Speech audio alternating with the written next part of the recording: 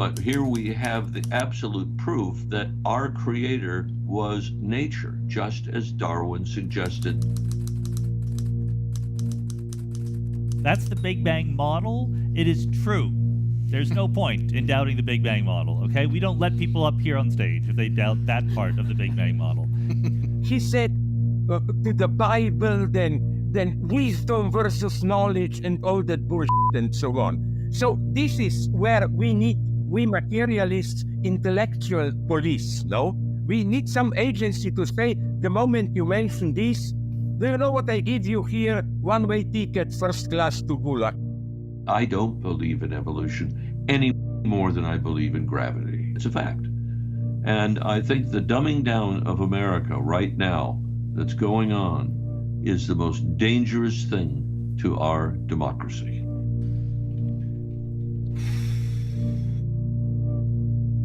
The story that there's a co-opted, coordinated scientific agenda through lies and manipulation to get the children to disbelieve that the God of the Bible created them. It's the biggest story nobody's talking about. It's totally false because there was no justification for what they did.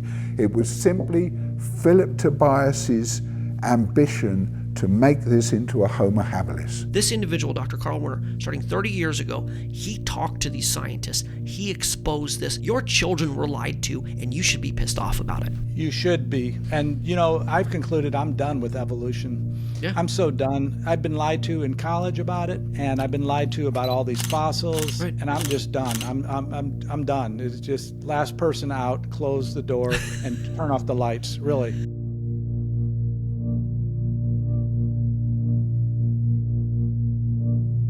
Thank you for tuning into the VOR podcast, where I believe that the author of this reality is the God of the Bible. I have an opportunity today to speak with an individual that has impacted the industry of biblical apologetics as much as anyone that I know of. 30 years of dedication in this field. This doctor, this pioneer, this filmmaker, Dr. Carl Werner, he infiltrated the temples of natural science. This is a religious system, and they build these grand cathedrals, and they give you all of this presentation.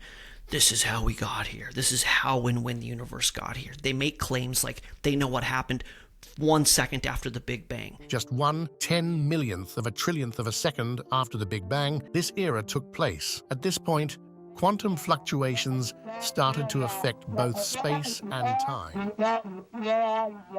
They make claims like life came from non-life, that mutations create higher functionality, and that our brains, our ability to interact with this reality happened purely by mistaken natural processes. It is certainly a belief system. It's a creation myth that is falling apart in real time. And God, the Creator, has chosen the unqualified individuals like myself and the qualified individuals like Dr. Werner to bring this information to the public. The information revolution has happened, and the old way of controlling what and how people think by having academia and the scientists basically bully you into submission, that's going away. You can't run a restaurant terribly and just tell everybody the food is good. Nowadays, it's based on the rating. Was the food good? Was the experience good?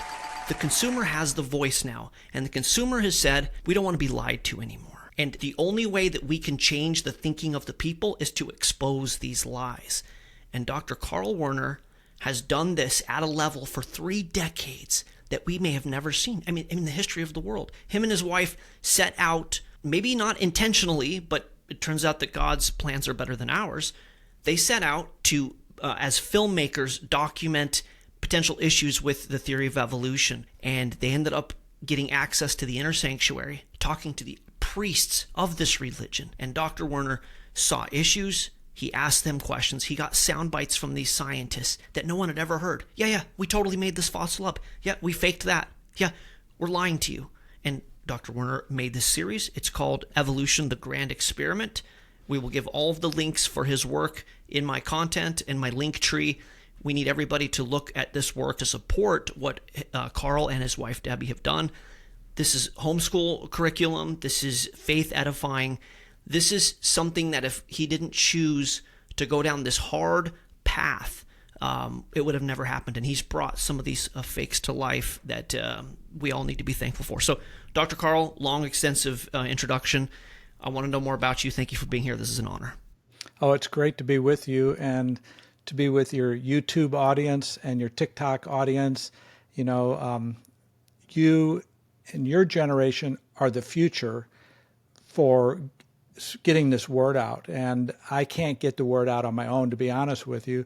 But Luke, you are going to bring this to probably millions of people, and us working together, it's going to be a mighty army.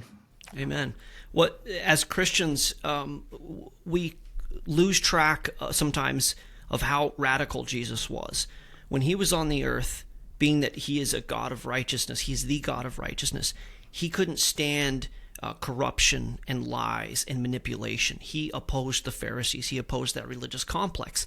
And he called them children of their father, the devil, the father of lies. And it worked in religion at that time, and it's working today in science, which I would argue is a religion. And we believe that God has given Carl Werner and I the passion, kind of in the same revolutionary way that Jesus acted. We're not obviously Jesus, but that same spirit of attacking corruption. And this Jesus that we serve didn't allow and stood against lies and corruption. And Dr. Werner has that same spirit about him, and the work that he's done in uncovering these lies is tremendous. So yes, you did it for 30 years. Obviously, we end up all passing the torch. And God willing, what we're doing with VOR is going to influence the next generation. But the truth will always prevail, right? And we believe in the God of this reality, which is Jesus. He's the truth, the way, and the life. So he's going to use us all as we're willing. So another rant over. I'm going to try not to talk as much. But Dr. Werner, can I get your story? Who are you? How did you get here? What are you doing? Well, thank you. I'm a retired physician now, and now I believe in creation. But this whole story began when I was a teenager, and I started to question God, and our church never taught the inerrancy of the Bible. And I was thinking, well, if the Bible is not true, why should I follow all these hard rules? And I just found myself sliding away from God in my teenage years, maybe in my pre-teenage years.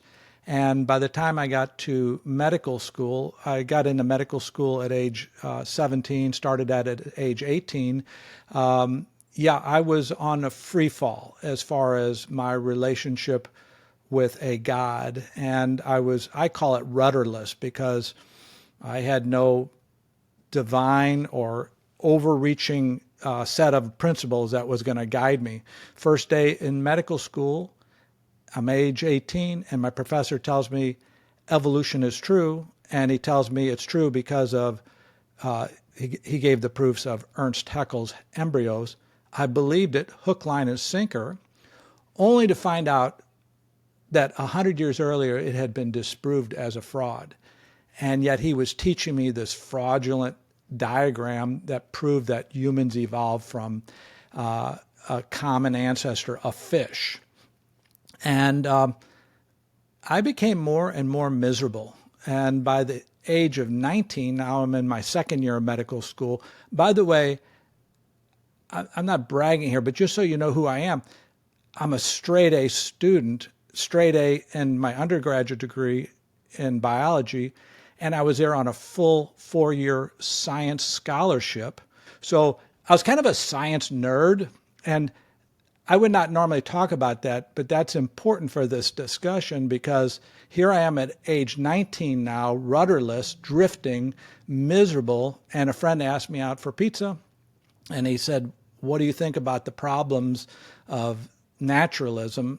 And he asked me 3 questions, and me being the science guy, right? I mean, I don't know any other 19-year-olds that's sciencey. Me being the science guy, I couldn't answer any of his questions, the 3 questions, and it caused me to do a 180-degree turn, and I flipped from believing in nothing or no God to believing that there had to be God because of his three academic questions to me about the origin of the universe, origin of life, and the fossil record. So a couple takeaways there. As a former professional snowboarder, it's definitely a 180. 360 get you back in the same position. So thanks for the correction there. So being very intelligent, very high acumen for academics, excelling in education.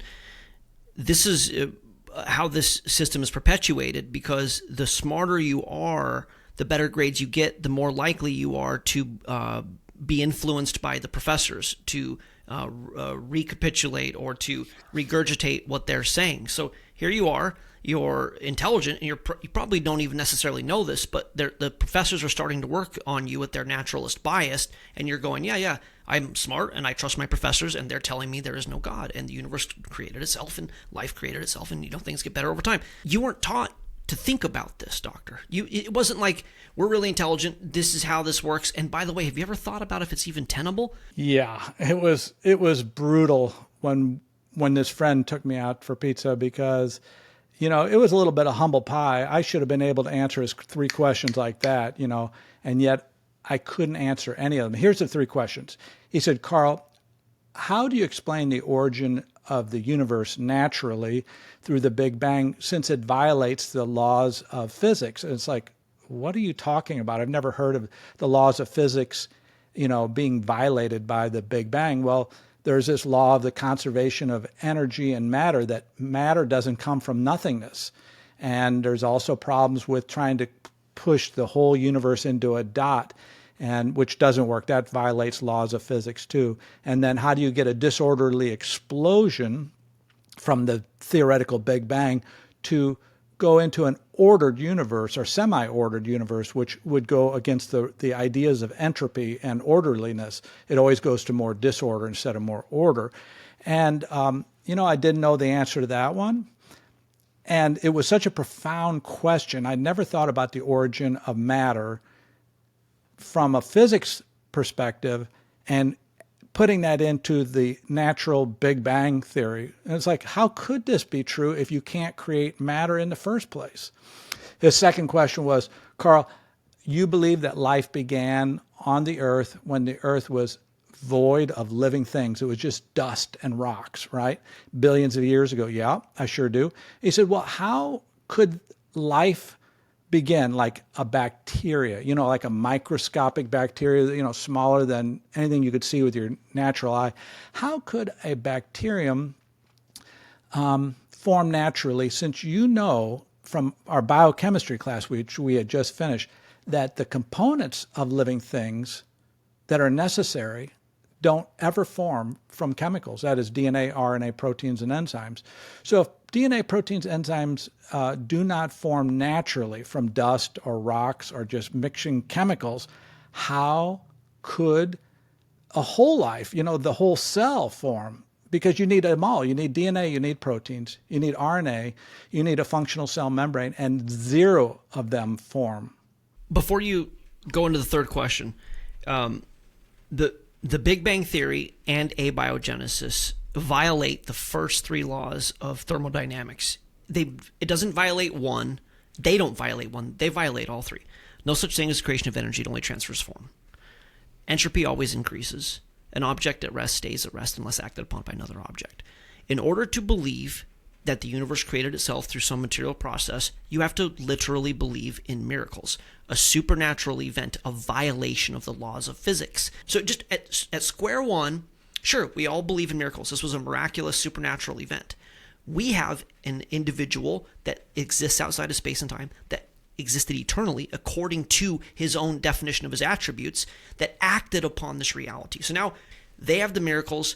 They don't have a miracle worker. I would say a strike against them, because it's more tenable to think that something outside of time can have created this than nothing having created this, and something that can do miracles did miracles. That happened with the Big Bang, and what you just said with abiogenesis, it's the same thing. No such thing as creation of energy, it only transfers form. What form did this transmutate from? Things only become more disordered over time. DNA is information. It is it's potentially the most remarkable thing physically that we have in this reality, DNA. That is exceedingly high order, and you cannot explain it coming to this high order through mistakes. It doesn't happen that way. That's illogical. And then an object at rest would stay at rest. Life should have never began to be. So those, what you just said with those two questions, as a young, science-minded, brilliant individual, the guy hits you with this in the face, and you go, I was lied to. This doesn't make it. This is anti-logic. It had that effect. I mean, I was silenced. Each question, silence from me. Of course, I didn't let on to him, and then his third question, all this occurred, by the way, Luke, in about a minute and a half. He changed my life in a minute and a half. He should have warned you. Yeah. You're sitting down. That's good. Yeah. He says, Carl, you believe that the animals evolved from one another, like a bacteria evolved into a palm tree, a bacteria evolved into a T-Rex, and a bacteria evolved into a human. He says, but they have all these fossils in the museums, and the number now is 1 billion. Why don't the fossils show it? Because all the fossil groups of animals just suddenly appear without any evolutionary ancestors. And I didn't know what to make of that. I didn't believe him, but I didn't know if he had something, the goods. I never heard that either. It's strange. Why didn't someone tell me that's what the fossil record shows, which in fact it does. He was right. And I was like, man, I am in a world of hurt here because I don't know what to do with these three questions. They would seemingly take down my worldview. And I got some work to do to try to figure out, how I would explain all these other things like the dinosaurs, the previous life forms, millions of years, billions of years, all these things. I would have to come up with some explanation that I could put the whole natural past into a system. And I had none of that. And I was just dumbfounded. So you're familiar with the work of Stephen Jay Gould. He is an antagonist. He's not pro-creation. His quote, which I'm sure you know this quote, I'm singing to the choir here, but the extreme rarity of transitional forms in the fossil record persists as the trade secret of paleontology.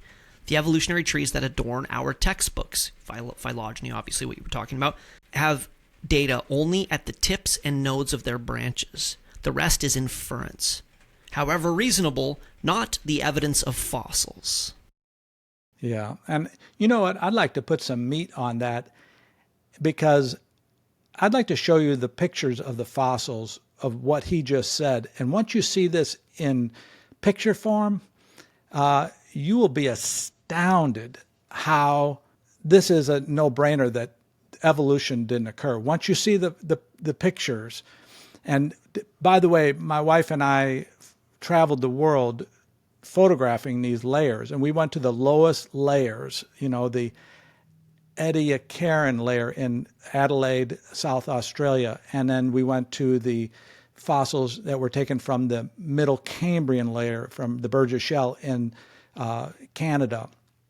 And when we photographed the fossils at the lowest layer, this problem that the fossil record doesn't match became extremely obvious. And I would like to show you those slides if you don't mind.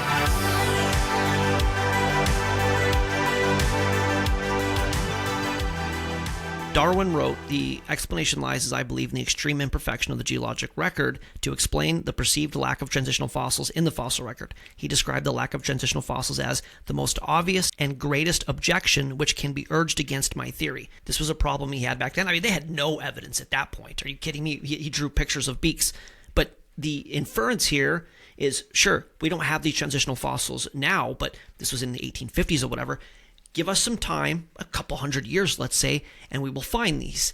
We're 1 billion fossils in, and the only transitional fossils they have are these weird, cobbled together, inferred, basically fakes that Carl's going to cover here. And the truth is, I mean, if we're just looking at this from a data standpoint, if there's 1 billion fossils and everything is constantly transmutating from one kind to another, one species to another, there should be an equal amount of transitional fossils. You shouldn't have the Cambrian explosion. You shouldn't have only the tips of the nodes, like Stephen Jay Gould said. They should be everywhere. And it shouldn't be, again, we think this is this, we take this, we lie about this, whatever. If you want to believe in the theory, you're welcome to, but it's not supported by the data. And if you want to give it another couple hundred years, eventually we will find these things. That's fine. You're welcome to believe that, but that's not science. We've left science and letting data speak for itself. We know in the scientific method, you come up with a hypothesis, you run your test, you get your data. If the data doesn't agree with the hypothesis, then you go, you know what? My hypothesis is wrong. This is where we've been here since Darwin. We've been here for 200 years. It's remarkable that they've been able to pull this fleece over our eyes for this long. But this, the transitional fossils, the third question your friend asked, is another damning piece of evidence, because the numbers aren't there. 1 billion fossils, we should see hundreds of thousands, if not millions of transitional fossils, and we don't. Yes, it is exactly true.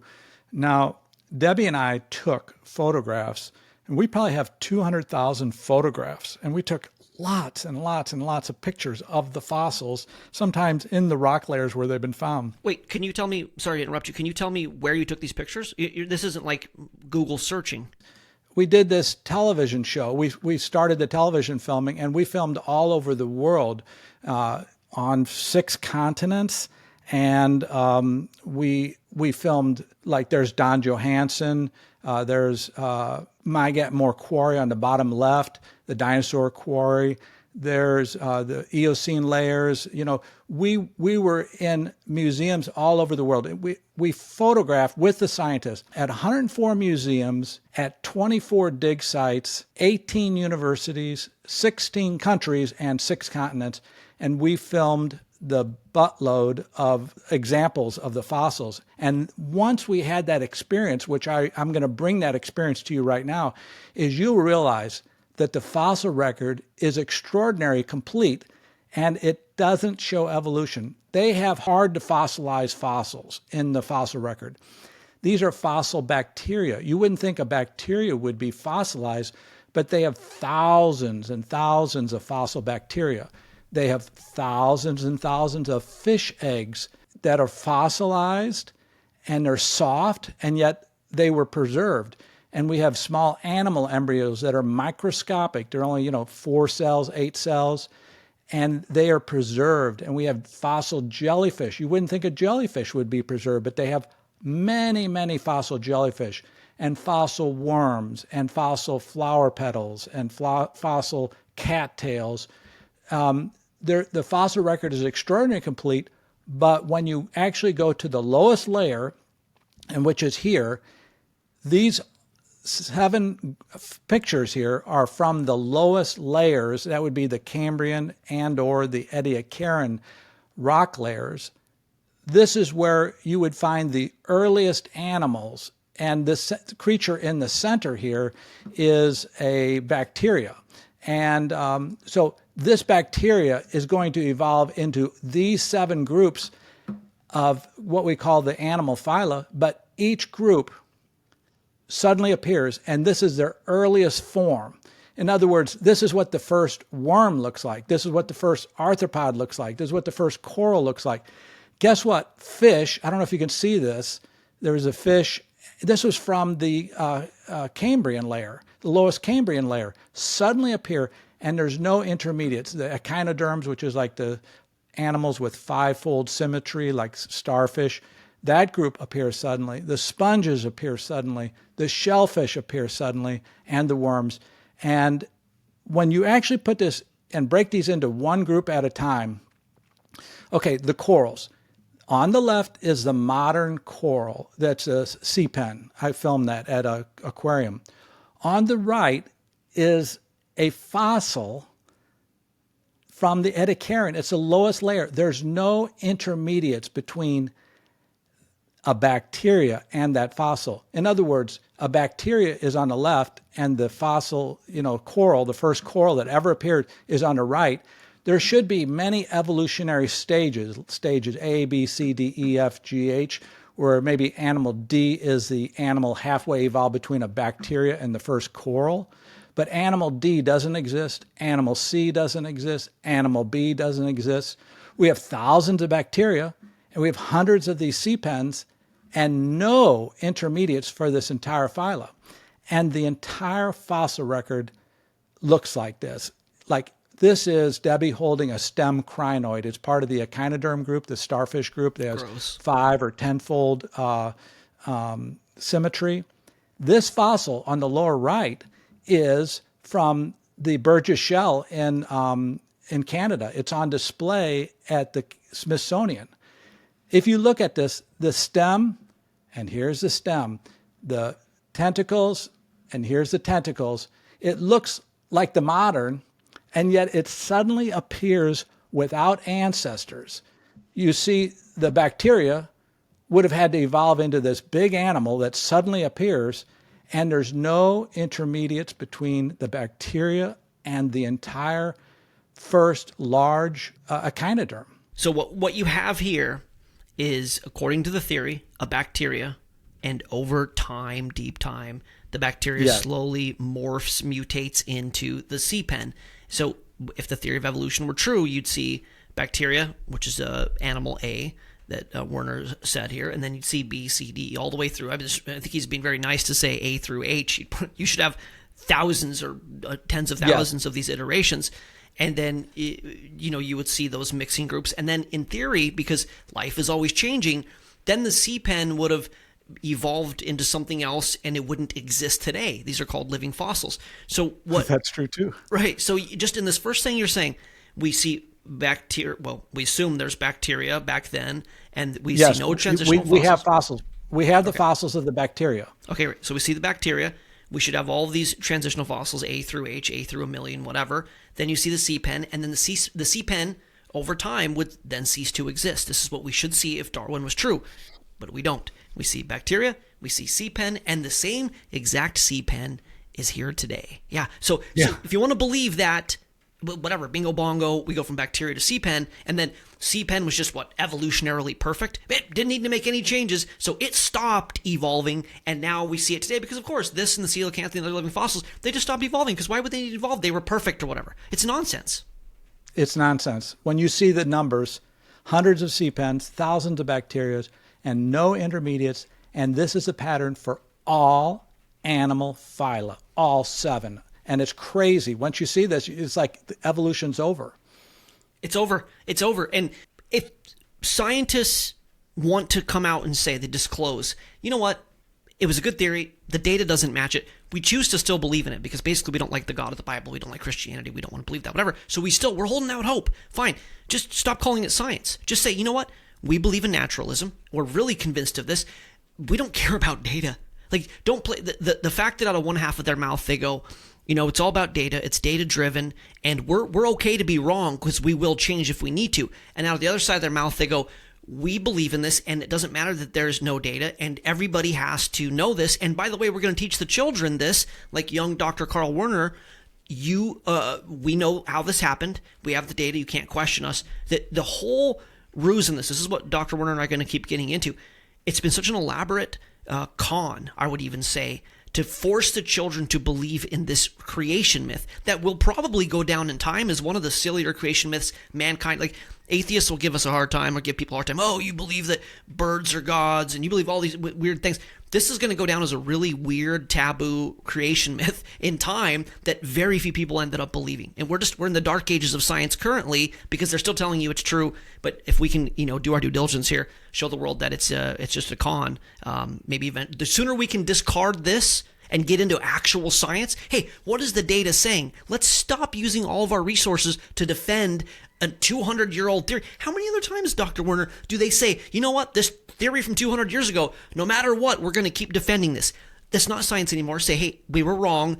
Let's try and find something new and actually use those resources to maybe figure out what happened versus lying to us to tell us something that clearly didn't happen if you believe in data.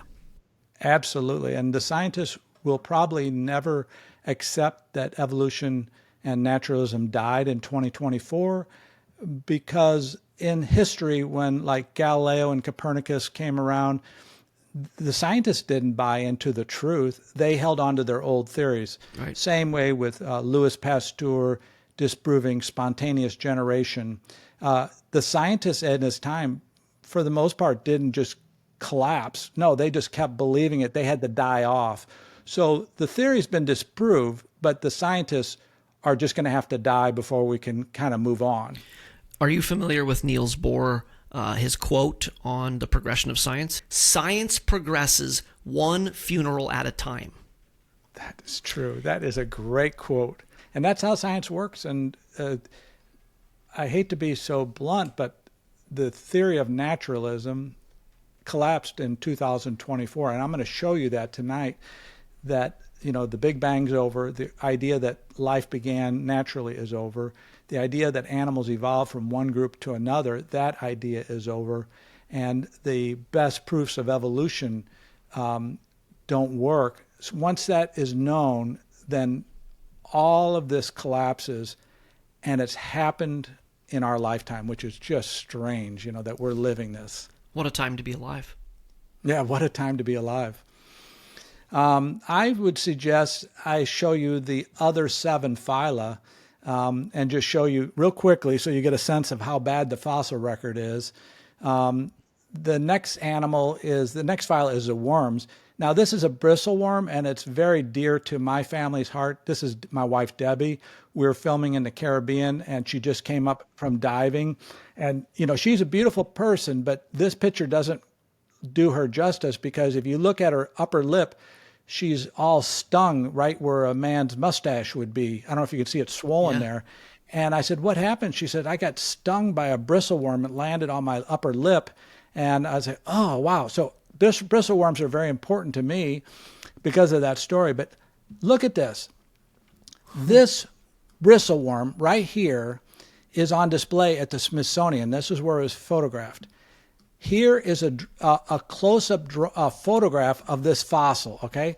This is from the Cambrian. It's the lowest layer, basically, that and the Ediacaran, however you address that. But it's the low layers, the Ediacaran and the Cambrian. This drawing here is a drawing of the fossil photograph. And here is a bristleworm that stung Debbie. Do you see the first bristleworm suddenly appears, and also the first bristleworm looks like the earliest worm in the fossil record. Wow. Now, that is crazy. And if you look at the evolution, here's a bristleworm on the right. Here's a bacteria. It's so small you can't see it. It's microscopic. There are no intermediate animals going from the bacteria to the bristleworm, nor to any of the 7 phyla. Like here's arthropods, same thing, no intermediates. Here's sponges. Oh, by the way, that last arthropod, that was from the Cambrian. This sponge is from the Cambrian, and it's a recreated sponge from the Smithsonian. No intermediates. The bacteria have no intermediates evolving into the sponge. And here's the first fish. And most people don't know about this find. It was in Lower Cambrian. You can see his body. You can see his dorsal fin. It was found in China. There is no vertebrates below this. And so you have a bacteria going into a full fish with no intermediates. Once you understand this, you realize that the fossil record 100% does not support the idea that animals evolved from one type into another. And even if you go like within one of those 7 phyla, like if you go within the vertebrate phyla and look at animals further up, it's the same thing, but just in different groups. Like, this is hard to understand. They have in the museums 500,000 fossil fish. These are all photographs Debbie and I took at various museums. 500,000 fossil fish, and usually these fossils are perfect, or they're whole like these. And yet, with such a fossil record, the fish just suddenly appear. Now, let me just tell you, like the sharks right here is blue. That's the sharks. We know what sharks are. The dots are the unknown intermediates. In other words, you should go from a bacteria into a shark, but there are no fossils, according to the evolution experts in fish evolution. The sharks just show up. The lampreys just show up. The ratfish show up. The bony fish show up. The coelacanths show up. The lungfish show up. No intermediates, and that's within the group of vertebrates. Same way with fossil bats. They found 1,000 fossil bats. These are Debbie's photographs that's in our first volume. I mean, those are exquisite fossils, and yet there's no intermediate between. They now have changed it to a tree shrew. A tree shrew suddenly got long arms, because you have to have long arms to get a wing, and then suddenly, developed a wing membrane, and so his arms would have to evolve out to about here. And you should have animal D where it's half tree shrew and half bat, but there is no animal D. There's no animal C, there's no animal B, there's no animal F. There are no intermediates between a tree shrew and a bat, even though we have 1,000 fossil bats. And these conclusions are from their experts. The evolution experts would tell you there are no ancestors for bats. Same way with dinosaurs. 100,000 dinosaurs have been found. And yet, according to the high priest of dinosaur evolution, his name is Dave Weissample. We got to interview him. He wrote the Bible on dinosaur evolution called the Dinosaurium. And he said there is not a single ancestor that has been found for any dinosaur species. Now, I don't know, really, what do you do with that? I mean, that just disproved the entire theory of evolution right there. And my friend was right. There is no evolution. If we make a prediction, and the prediction is we all descend from a single-celled organism, which, by the way, is an ancient Babylonian belief system. This goes back to Democritus, which is a philosopher before Jesus, who proposed the atomic theory and that everything is reducible to atoms and that the Big Bang happened. He was actually tuteled under Persian magi, which was related to Babylonian magic, which this goes back to pre-flood information potentially. This idea that life crawled out of the mud and we became more evolved into animals. Well, first off, that the universe created itself, and this is just atoms churning in the abyss, and then life crawls out of the mud, and then life turns into animals, and we're just more evolved animals. This is an ancient belief system from the enemies of the God of the Bible, the Babylonian system, Nebuchadnezzar, Nimrod, etc. So this theory that nobody intuitively agrees with. Yeah, we're related to broccoli and strawberry, and a strawberry, it could turn into a strawberry, or it can turn into a chicken, it could turn into a dinosaur, it can turn into humans, just whatever, just evolution is the creator. Nobody believes this phylogenetic tree. It's absolute nonsense. And if you go back some of the ancient drawings about this thing, it's an ancient belief system. Anyways, you make this prediction, you say, I think everything evolved from a single last universal common ancestor. Therefore, when we go and look in the fossil record, we should see evidence of this. If you're doing science, you end up saying, you know what, the evidence doesn't support this, we need a new theory. However, if we as creationists would have made a prediction here, we would have said we could find 1 billion fossils and we're not going to see any intermediate transitory species. We're going to see kinds made in their kind, able to reproduce after their kind, and the fossil record would support this. So just functionally, the prediction that would have been made based on the biblical account, the Genesis account, is what the data supports. Non-functionally, illogically, unscientifically, the holding out this hope that, sure, there's no transitional fossils, but we're going to find them down the road. When you adhere to this and you say, I don't care about the data, you're not following science, you're not following the scientific method, you're in a belief system. You're in an illogical belief system. And if we could get somewhere, Carl, with getting the children to understand this is a creation myth, it's illogical, it's not supported by science, instead of what's actually being taught, which is gaslighting you and bullying you if you don't believe in them, censoring people who question them, making fakes and frauds and forgeries to promote their anti-truth system. I mean, the truth of this thing, I had my appendix removed in 2000, and I didn't want to. The doctor said, your appendix is inflamed. We need to take this thing out. And I said, I want to keep this. I think God made that. And he gaslit me. I'll never forget the doctor saying, that's a vestigial bit of evolutionary. It's a remnant of the evolutionary process. You don't need it. We're going to get rid of this thing. And I said, I think God put it there. Anyways, knocked me out, took my appendix out. I've had an autoimmune condition ever since. Turns out we need the appendix. It wasn't a trash throwaway vestigial structure. They took out my appendix. I suffered the health consequences of this because of Darwinian evolution. Systemic racism. We could get into ethnology and eugenics. This has been the most catastrophic, destructive, anti-science, religious persecution that humankind has maybe ever been under. And it's time that they're held accountable for their lies. And at very minimum, if they would just come out and say, you know what, we made the whole thing up because we don't like the God of the Bible and we followed in the footsteps of Thomas Henry Huxley, and you know what, you can believe whatever you want to, I would say, great. You know what, let's just separate ways. Hey, you did what you did, now let's move on. But they're not going to do that. Instead, they're going to say, we want your children, You need to put them in school, and we will teach them this. And if you bring up the word creationism, we're going to laugh you out of the room. And if you're a scientist and you submit a paper, you will be blackballed from science, and they're going to continue this racket of controlling the way we think by indoctrinating the children into their worldview, and at the same time saying the separation of church and state needs to happen. No. Be transparent. Your religion can be taught. Ours can't. This is so frustrating to me. I get passionate really quick about it.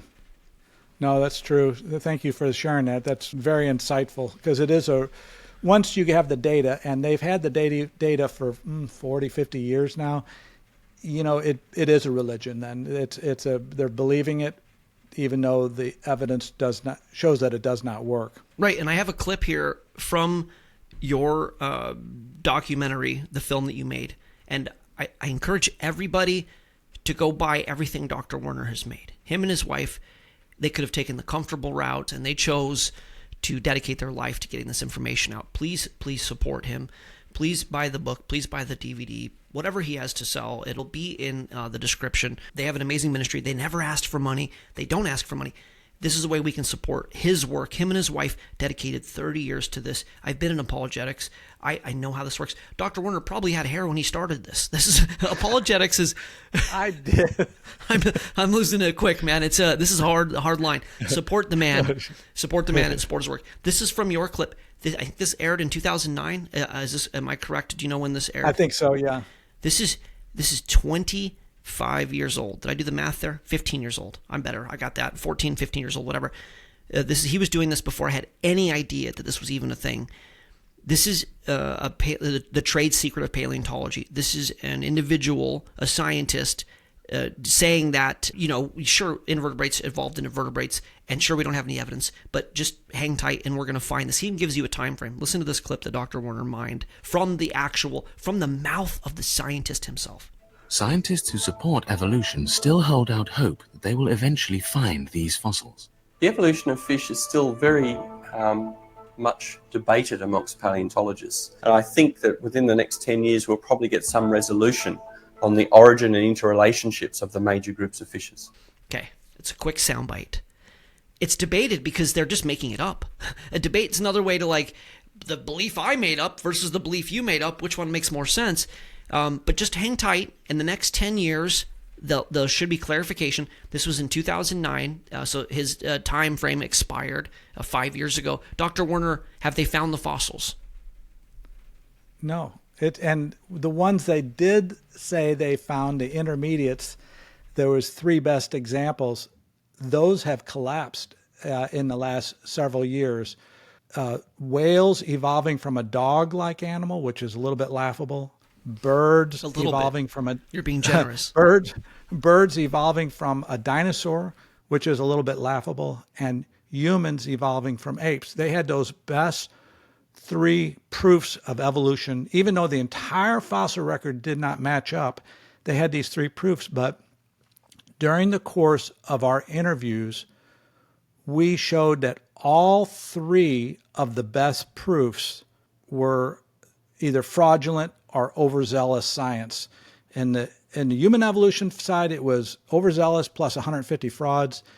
In the bird evolution, it was frauds and overzealous. And in the whale evolution, it was overzealous. And if you don't mind, I'd love to show you the best examples. The 3 best examples. We're going to go into that next.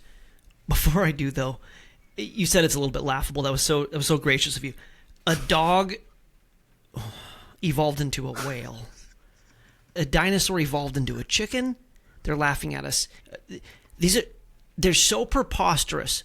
They believe that this 40 or 50 pound dog, first life had to, when we were told that life crawled out of the ocean and went back into the ocean, back out of the ocean, whatever, we thought they were following the science. And they weren't following the science.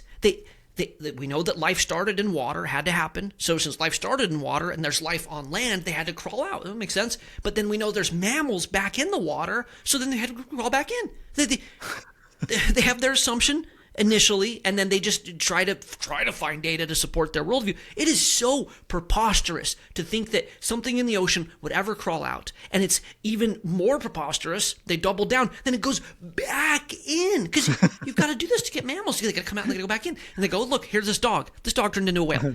This little tiny dog turned into an 80,000 pound blubber blowhole whale. And what? Because Stop. It's too funny. And then the chicken into a dinosaur, or dinosaur into a chicken is the same thing. You get a dinosaur, and it turns into a chicken.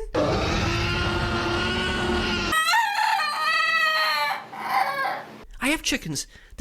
It's a bad move, evolution. That was a bad move. That was you went the other way with that, evolution, going from a dinosaur. I wouldn't want a T-Rex as a pet. I have chickens as pets. That was a bad evolutionary move. Okay, dinosaur, I'd like you to meet your great-great-great-great-great-great-great-grandson. What is that? It's a chicken. I did not evolve into that. Yeah, dinosaurs evolved into birds. That's not evolving, that's devolving. Thank you. I'm a terrifying, ferocious monster. I lay breakfast for the mean apes. And if I don't lay breakfast, I get to be a nugget. If you looked Google right now, what is the greatest evidence of transitional fossils? They're going to give you this whale routine, which is insane. And you, Dr. Werner, you went in and interviewed them. And I can't tip my hat enough to you on what you observed when you interviewed the scientist and what you got the scientist to say. Let's talk about, on the order, was it Ambulocetus first, then Rhodocetus? Is that how they say it happened? Well, I'm going to show them to you if you don't mind. Let's do it.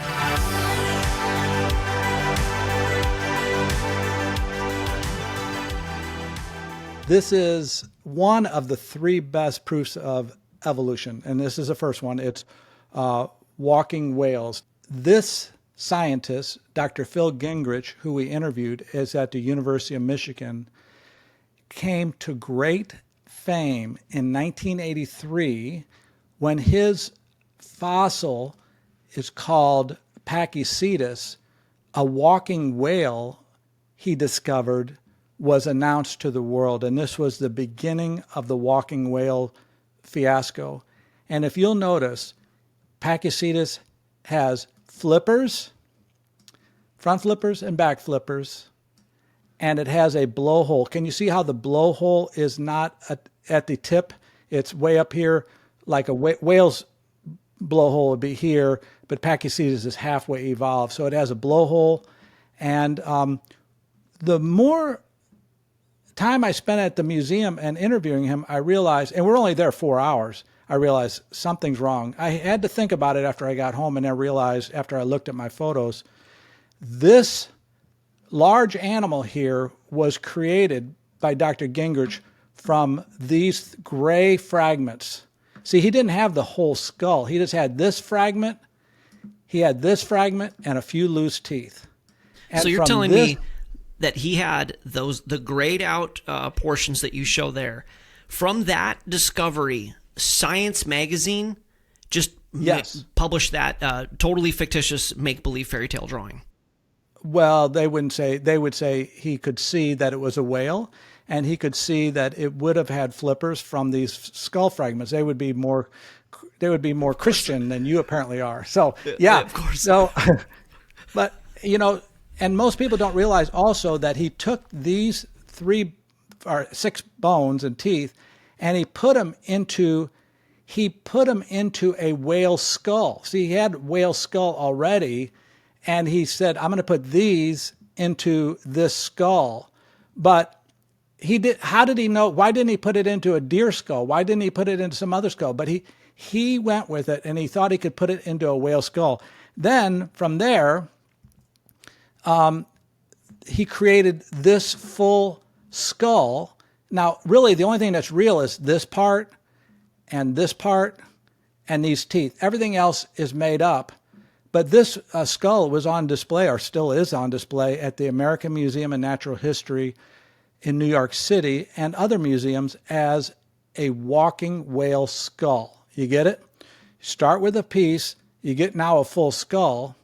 And something very bad happened years later. Years later, someone found the full skeleton. See, this is supposed to be, this animal should look like this skull. But lo and behold, it doesn't have flippers. It has 4 legs. It doesn't have a blowhole. See, the nostrils are out at the end of the skull like a dog, like you'd expect for a land animal. That was made up. And it doesn't even look like the front of that magazine. So that was the first one that went down as the best proof of evolution. You said something very bad happened to them. Yeah, they found the data, and it turns out they were wrong. Yes, that was a funny part. Now, the other thing that's odd about this story, Luke, is that 2 men that worked in the same building found the 3 intermediates. That would be Ambulocetus, Rhodocetus, and Pachycetus. Now, what are the odds just 2 men who worked in the same office could find the 3 intermediates to whales? Not good, Doctor. Not good odds. I would say that's suspicious. That's just very suspicious. But anyway, his next one was this one. He said, I found another walking whale. It's called Rhodocetus. And there were problems with this too, because when we actually were able to go to the museum and we photographed the fossils of Rhodocetus, and then we overlaid them onto the diagram. See, that was the diagram of Rhodocetus, but we put the bones on top of the diagram. It's like, wait a minute, you don't even have the feet bones. You don't even have the tail bones. You don't have flipper bones, arm bones, leg bones. How do you know it had flippers and a whale's tail? See, it has the whale's tail where it's spread out. When this video series was being filmed on location at the University of Michigan in Ann Arbor, the executive producer noticed a discrepancy between museum drawings of Rhodocetus and the fossils. The reconstruction of Rhodocetus had a whale fluke, but there were no fossils of the tail to confirm this. Dr. Phil Gingrich, the scientist responsible for the discovery and reconstruction of Rhodocetus, was questioned how he knew there was a whale fluke on Rhodocetus, since that part of the fossil was missing. What was the reasoning that the scientists think there was a fluke on Rhodocetus based on the other pieces of anatomy?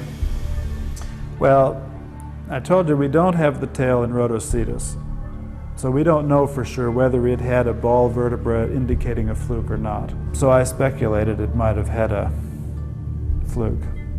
Scientist Gingrich also acknowledged that the flippers were drawn on the diagram without these fossils. Now, he does not believe this animal had flippers. Again, his answer was surprising, since the museum diagrams had flippers on Rhodocetus. Now, since then, we've found the forelimbs, the hands, and the front arm, the arms, in other words, of Rhodocetus. And we understand that it doesn't have the kind of arms that can be spread out like flippers are on a whale. And if you don't have flippers, I don't think you can have a fluke tail in really powered swimming. And so I now doubt that Rhodocetus would have had a fluke tail. Many experts consider whales to be the best fossil evidence for evolution, but are unaware of these discrepancies.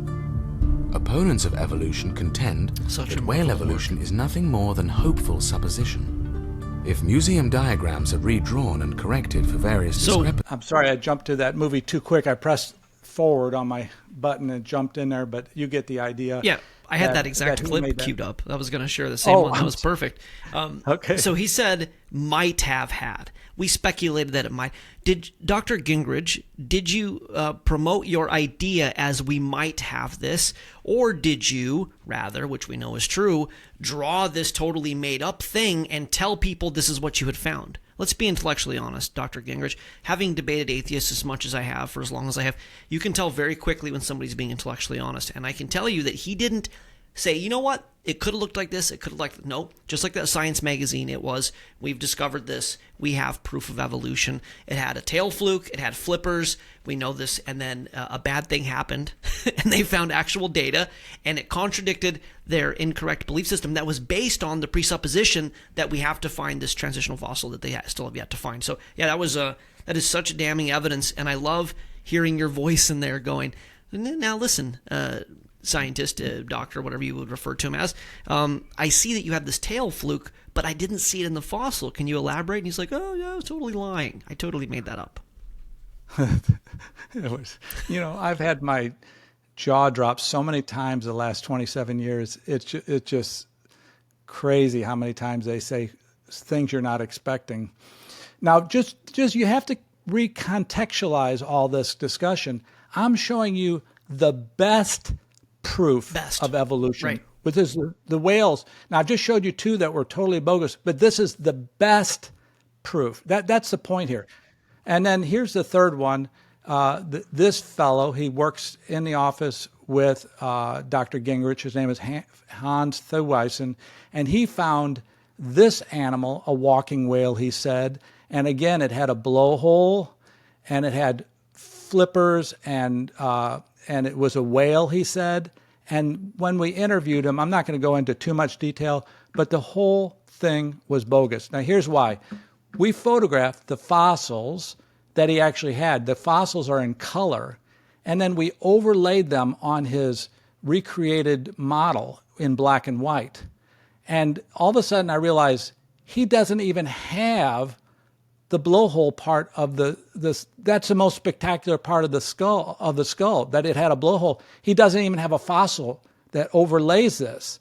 And when I confronted him about this, he said, now I changed my mind. I don't think it has a blowhole.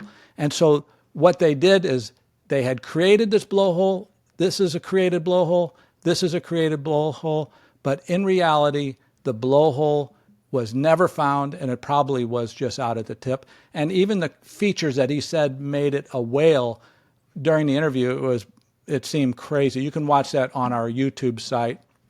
The Ambulocetus I would love video. it if you have that clip queued up, because before I was familiar with your work, I was using your work because what you've created here has been introduced into the vernacular, into the textbooks, you could say, for creation scientists. So I didn't realize this was you that had done this, but I was so impacted. I made it a TikTok video. It's got a few 10,000 views. And you asked it to him so authoritatively, but so politely. You said, now, Hans, I'm paraphrasing, you said, I noticed that you have this full fossil and you have the blowhole, but looking at the actual fossil, there isn't a blowhole. And he goes, yeah, there isn't. And I just put it there. I just said it was there. It wasn't. And we don't have no idea. I just put it there. And like the room's like, he's like, I'm lying. And I got caught lying. I was surprised that the skull wasn't more complete. I thought you had this full, because I've always seen the models in the museums of the full skull. How did you figure out what the shape of the skull? Was it based on these bones, or did you have other fossils to go from? So the shape of the skull is based on the fossils that we have, and so we have the parts that have the eye and the brain case and the back of the snout. We don't have the tip of the snout, which is unfortunate because we don't know where the nasal opening was, therefore. This is the kind of work that you've done. That him saying that, when I saw this as a young Earth creationist, I went, this is them caught, just bold-faced lying. And you wouldn't even consider this, Carl, a fraud or a forgery, right? Because you've got 150 frauds and forgeries. This was just whatever, innocent. Yeah, I would not consider this a fraud. Fraud is hard to prove. This is a overzealous scientist. All three of those fossils were overzealous. Right. But again, the point is, this is the absolute best proof of evolution. And I just basically did 3 interviews, and it was all blown up. The female scientist that's saying this Rhodocetus ambulocetus, this is the most compelling evidence, and she's just so confident, because they're all compartmentalized, and she's read the book or the text, the paper, whatever, and we found these things. She said so confidently. But what's good about these particular fossil whale specimens is that they do show us intermediates in the evolution of whales. We don't often get fossil intermediates, so we can actually trace the development of characters. Say, for example, the evolution of swimming in whales. We don't often have that opportunity. They have a big exhibit on it in Michigan. I was just there. They have all these things just sitting out there. I mean, they're all there. I mean, you really have to be blind or 3 days dead not to see the transition among these. You have to not want to see it. just like for people that maybe they're not really privy to scientific terminology, ambulo, walking, cetus, whale. They called this thing the walking whale. And it turns out that they have pieces of a skull, no part of it walking, no part of it, walking, yes, no part of it a whale, totally made up the whale part. What they should rename it is something like forgeries maximus. That's what they should call this thing. It's still ambulocetus, walking whale. No. Ancient prehistoric dog thing is what they should call it. They stopped calling it a walking whale. It's not a walking whale. Luke, you're a little bit more frank than I am. Yeah. Your assessments.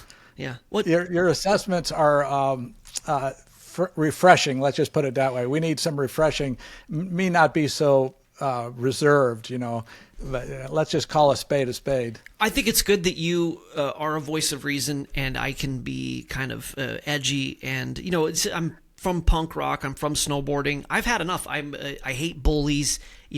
I'm here to punch this whole enterprise in the mouth. You're a doctor. You have to be more diplomatic. I don't.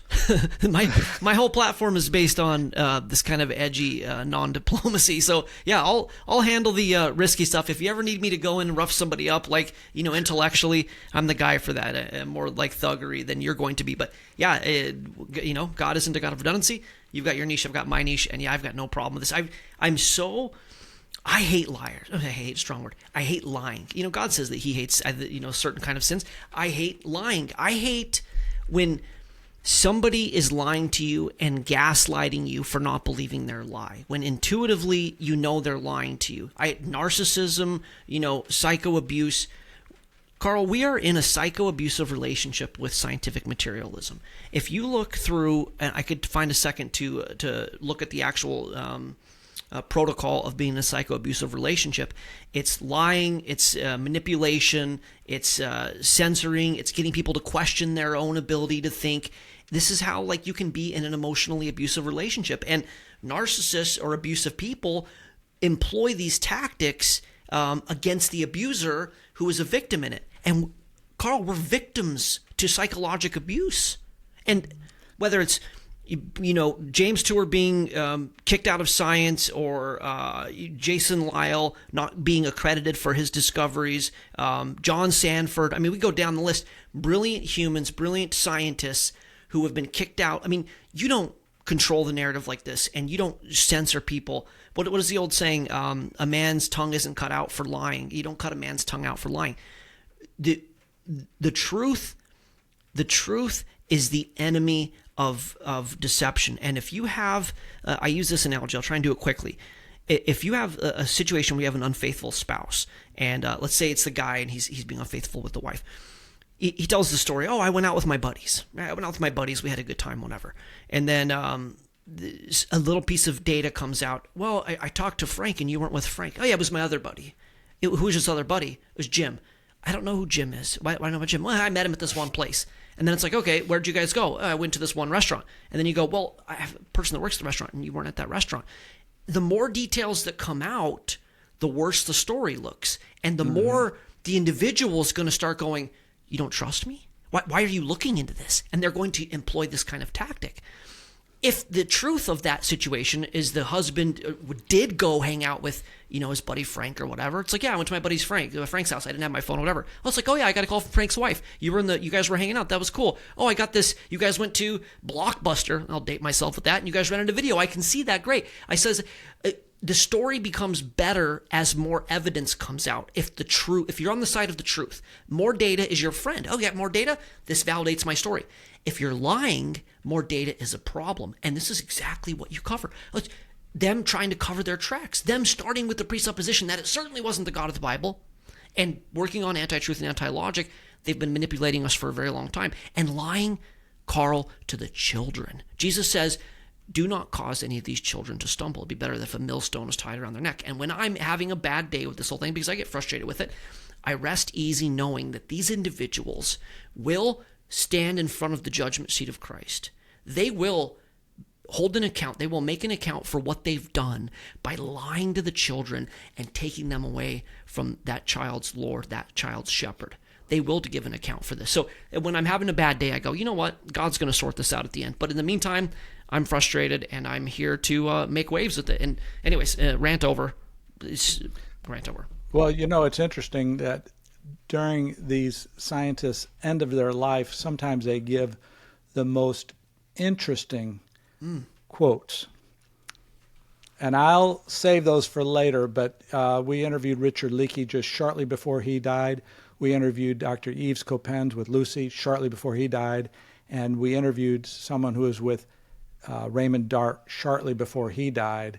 And all three of them were, I don't know, call them deathbed confessions. I don't think that's the right word, but just like things you wouldn't think they would ever say, but they were getting close to the end. Maybe they're clearing their conscience. I don't know.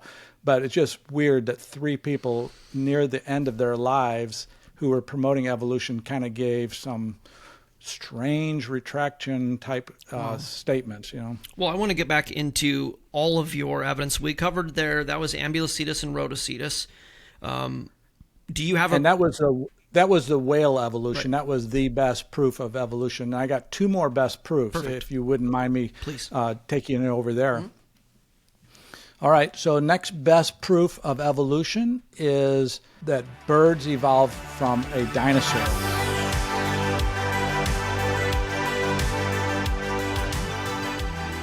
So remember, as we go through these problems, this is the best proof of evolution. This isn't just a proof with some problems. No, this is their best, okay?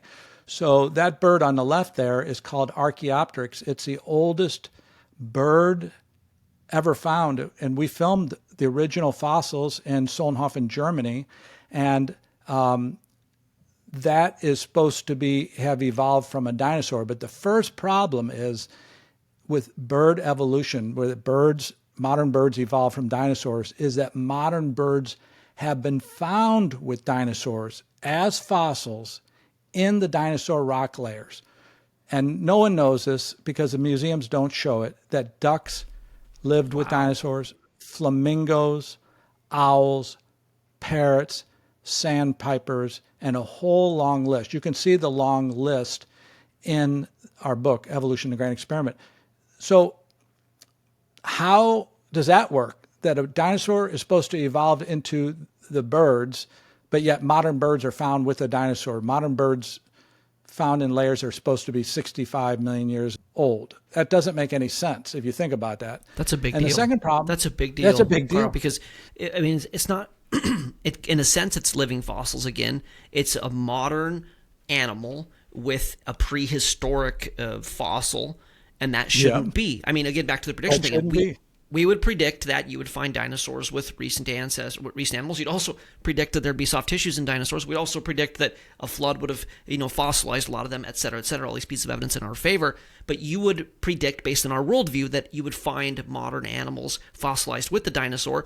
You not only would not predict that, if you believe in the old, deep time evolutionary thing, you should not find a duck with a dinosaur. How did they even hide this? I didn't know about this.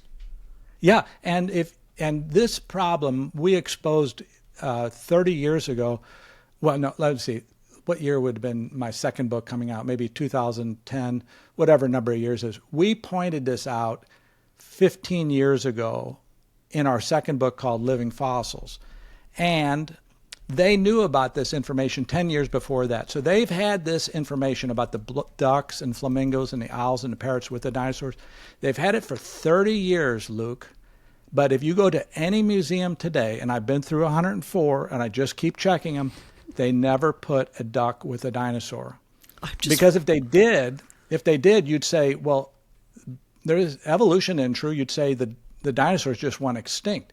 If you put the duck and the flamingo and the owl next to the dinosaur, and oh, by the way, throw in a boa constrictor they found with the dinosaurs, and throw in the possum.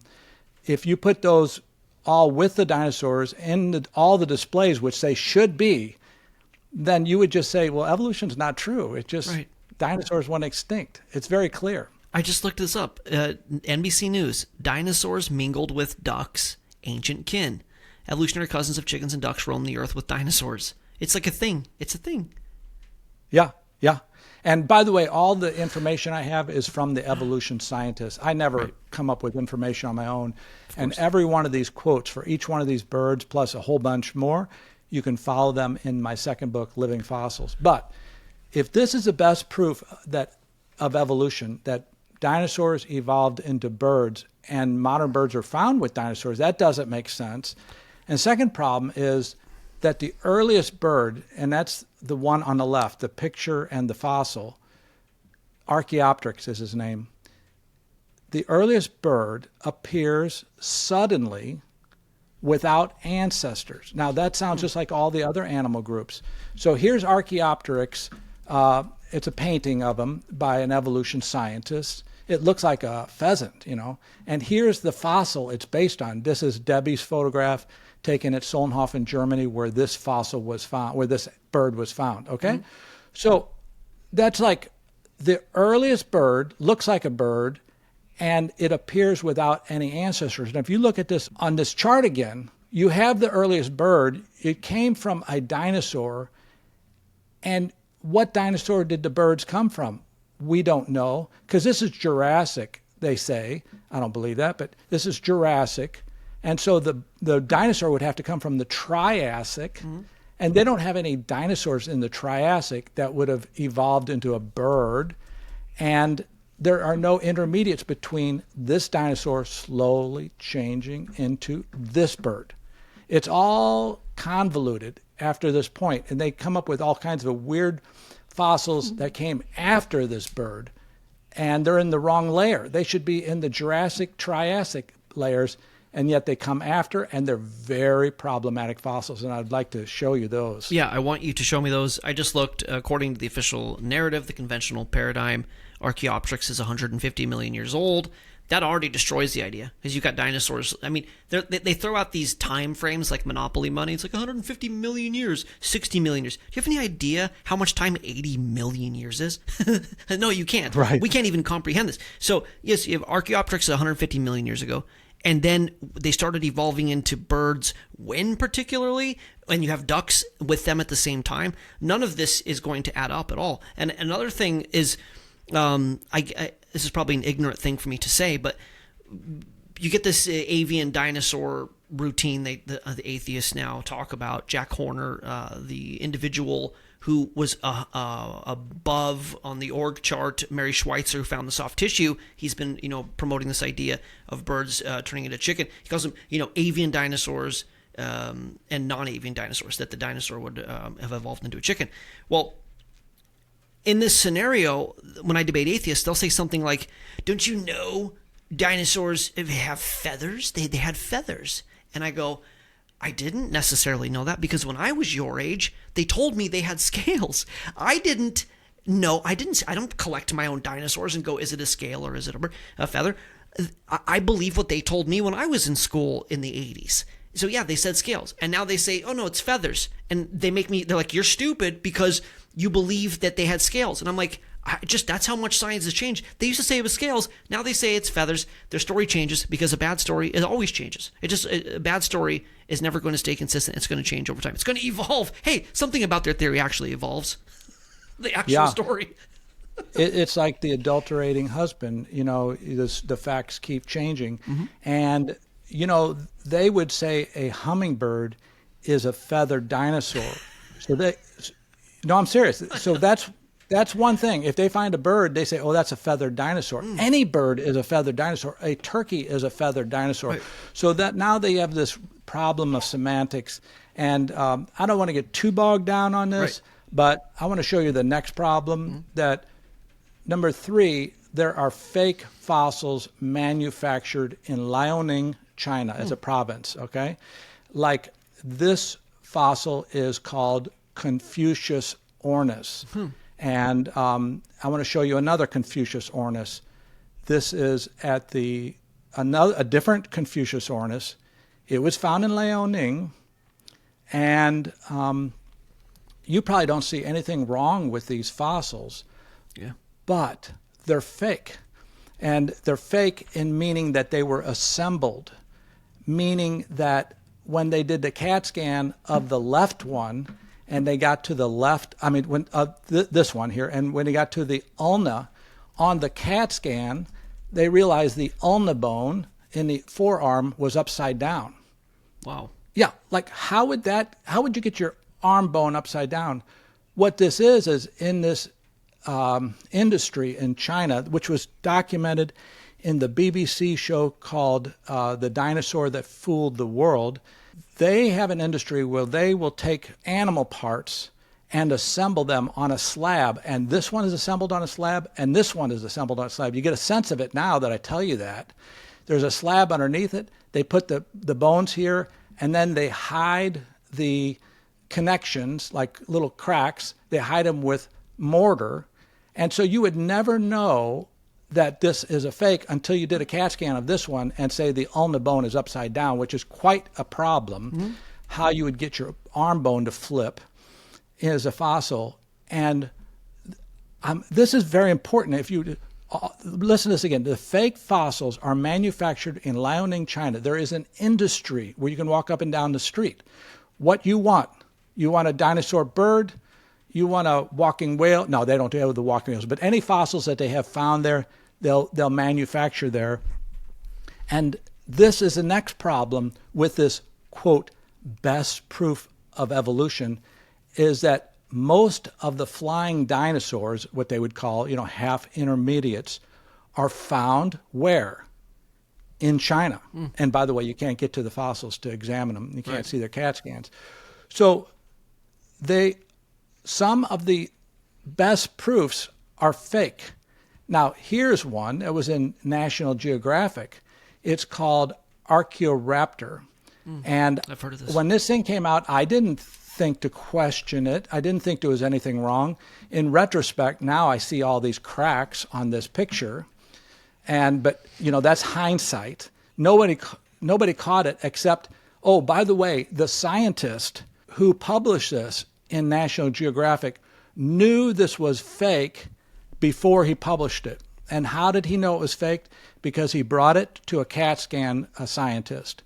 The scientist CAT scanned this fossil, which was in National Geographic, Archaeoraptor, and the scientist that did the CAT scan said this is a dinosaur tail attached to a bird body using rocks from 5 or 8 different sources. Each different color represents something different. And here's his thing. And we did the interview on our episode 1 of the scientist who did the CAT scan on the National Geographic best proof of evolution.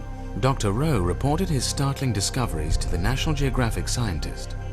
Yet soon afterwards, the unexpected happened. National Geographic held a press conference announcing the discovery of Archaeoraptor, failing to disclose the fossil as a fraud. And we provided the data and our interpretation to the representatives of Geographic.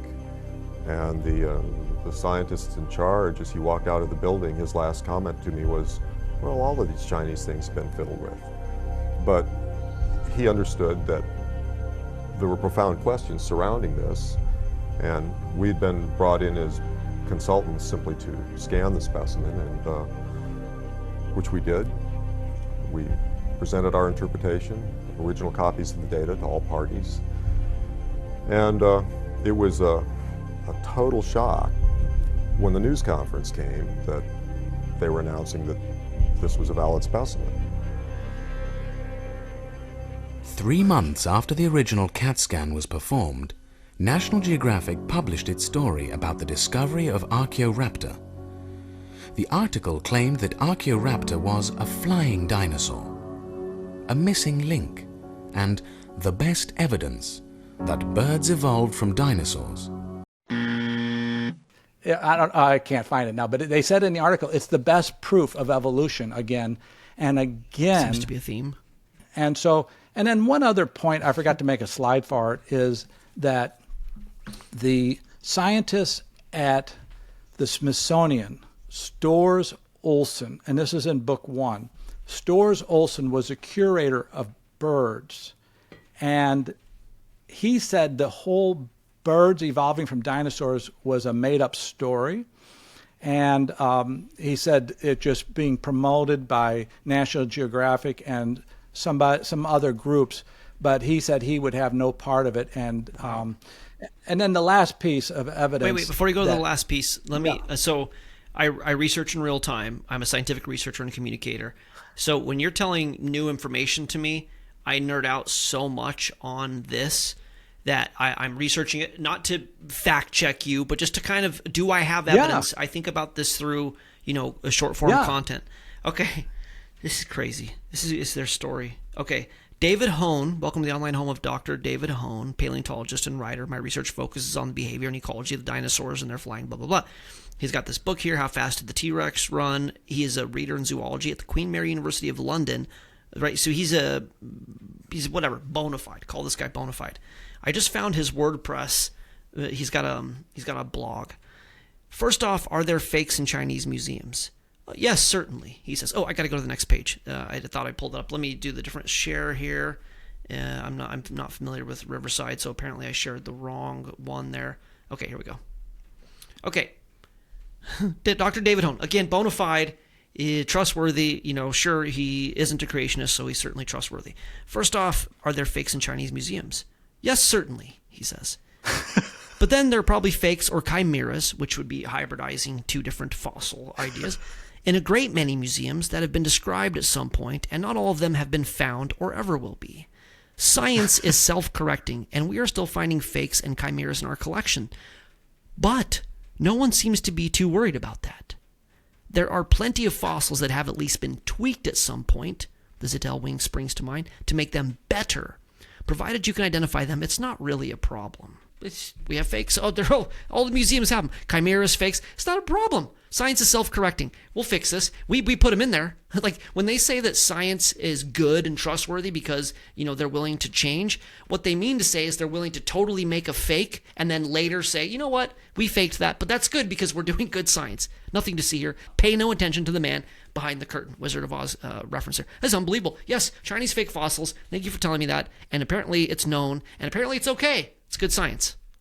And he's talking, reading between the lines, he's talking about these Liaoning flying dinosaurs that are assembled there in that industry. And I haven't gone back to do all the interviews. I don't have enough time to go back. I have enough evidence that birds did not evolve from dinosaurs. But he's talking about this set of fossils. So you talk about this is their best evidence. Well, one of the three. I'm going to go back to the unfaithful husband thing. This is what's making me think of unfaithful husband. Quickly scribbles a picture of him at Frank's house on a napkin. And he shows it to his wife. And he goes, this is the best evidence that I have that I was at Frank's house. It's a scribbled stickman figure. And he's like, what? You question me? This is what's happening here. It's like they just totally fabricate something. And they go, this is strong evidence. That's just where we're at with science. This is the circus thing that we're uncovering right now, Carl, with your work, and science communicators getting this out. It's the most ridiculous thing in the world that they made us believe this. I'm going to share my screen again really quickly, and then I'm going to let you go back on to the next thing. Sorry for that I keep interrupting you. You're firing me up. Oh, I'm enjoying the conversation. Okay, it's like part apologetics, part stand-up routine, I guess, at this point. Okay, this is this is the phylogenetic tree. Right here, you've got I don't know if you can see my mouse. You've got the New World monkeys, Old World monkeys. By the way, how did the Old World monkeys get to the New World monkeys? I'm sure you know. They rafted, according to evolution. Yeah, they rafted. This is a thing. It's a thing. Stop. It's a thing. Stop. Have you heard about this? No, please stop it. Go on. Okay, monkeys rafted to South America. This is an actual thing. So Smithsonian. You were talking about Smithsonian. More than 30 million years ago, monkeys rafted across the Atlantic to South America.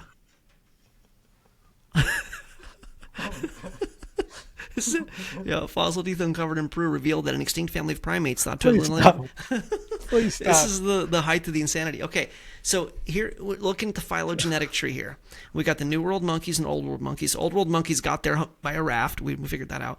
You got the gibbons, the orangutans. You've got the gorillas and the chimpanzees, and then you've got the humans. And this always reminds me of that bit in I Was Raised by Sesame Street, right? One of these these things is not like the others. One of these things doesn't belong. Can you tell which thing is not like the other by the time I finish this song? This is the height of the insanity of this story they're trying to tell us, and why it is so riddled with fakes and frauds, because nobody in their right mind looks at these individuals and go, yeah, we're all the same. Everything's the same. You could look at the new and the old and the gibbons and the orangutans and gorillas and chimps and you go, those are the same, and this is not the same. Any child, any 3-year-old and up individual not being indoctrinated to believe this would look at these and go, this one on the right is different than the rest. And if I wanted to try to convince you that this one on the right came from these, then I would have to draw a stick figure on a napkin to do so, because it doesn't add up. Okay, rant over. Insane. Okay, let me hear the next thing. You got me going, Doctor. Well, I am now going to turn serious, and this is going to sound over the top, and I beg your audience, especially those who are pro-evolution, to hear me out, because what I'm going to say here, you've never heard, but in 2024, the theory of naturalism has collapsed. In other words, this year that we're living in, I don't think it happened before this, but in 2024, we can now say all of naturalism, the natural formation of the universe doesn't work, the natural formation of life doesn't work, the animals didn't evolve, and the theory of evolution, it collapsed in my lifetime and your lifetime, and it collapsed this year. And the reason I'm saying this is all the previous steps that we went through, the origin of the universe, origin of life, the fossil record doesn't show it, but everybody in the evolution community was holding on to human evolution, that we have all of these fossils showing an ape evolving into a human. And in 2024, we came out with our 2 new books, and we have documented that there is widespread mistakes in the field, but I think everyone knew that. But there's widespread fraud in the field of human evolution. How do I know that? Because we just finished interviewing 40 scientists that work in the human evolution field, the top scientists, Dr. Don Johansson, Dr. Yves Coppens, Dr. Robert Broom, the top ones, Ian Tattersall. And we discovered during these interviews that we conducted over 27 years that these scientists that work in this field have committed 150 frauds, and the frauds involve all the big evolutionary ape men that you would think of, like the current one is Toomai in all the museums. That's fraud. Neanderthal wasn't mistake, it was fraud. Homo habilis wasn't an ape man, it was fraud. It goes on and on and on and on. And once we discovered that the third best proof of evolution has collapsed, then the whole thing goes down, and now it's just bits and pieces. I mean, you could go chasing this forever, going to what's the 4th best proof of evolution? But, at some point you got to say, look, the evidence is in, with all the fossil groups just suddenly appear. Their best evidences don't work. You have no way to create life. It's over. And I can't believe I'm saying these words out loud. I would have not said them 6 months ago, but as I presented this information, it's become clear in my mind. This is a day of joy for everyone who's a Christian, Muslim, a Jewish person, anybody who believes in creation. And this is a day of great consternation for anyone who believes in naturalism, because your whole system has just collapsed.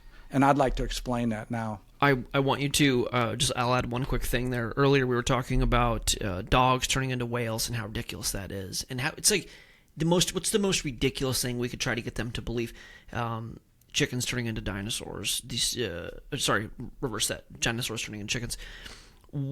Maybe the craziest thing they wanted us to believe is that we are made in the image of a great ape, that we are great apes. We've all seen great apes and how mean they are, cannibalistic, just the depravity of those things. We're not great apes.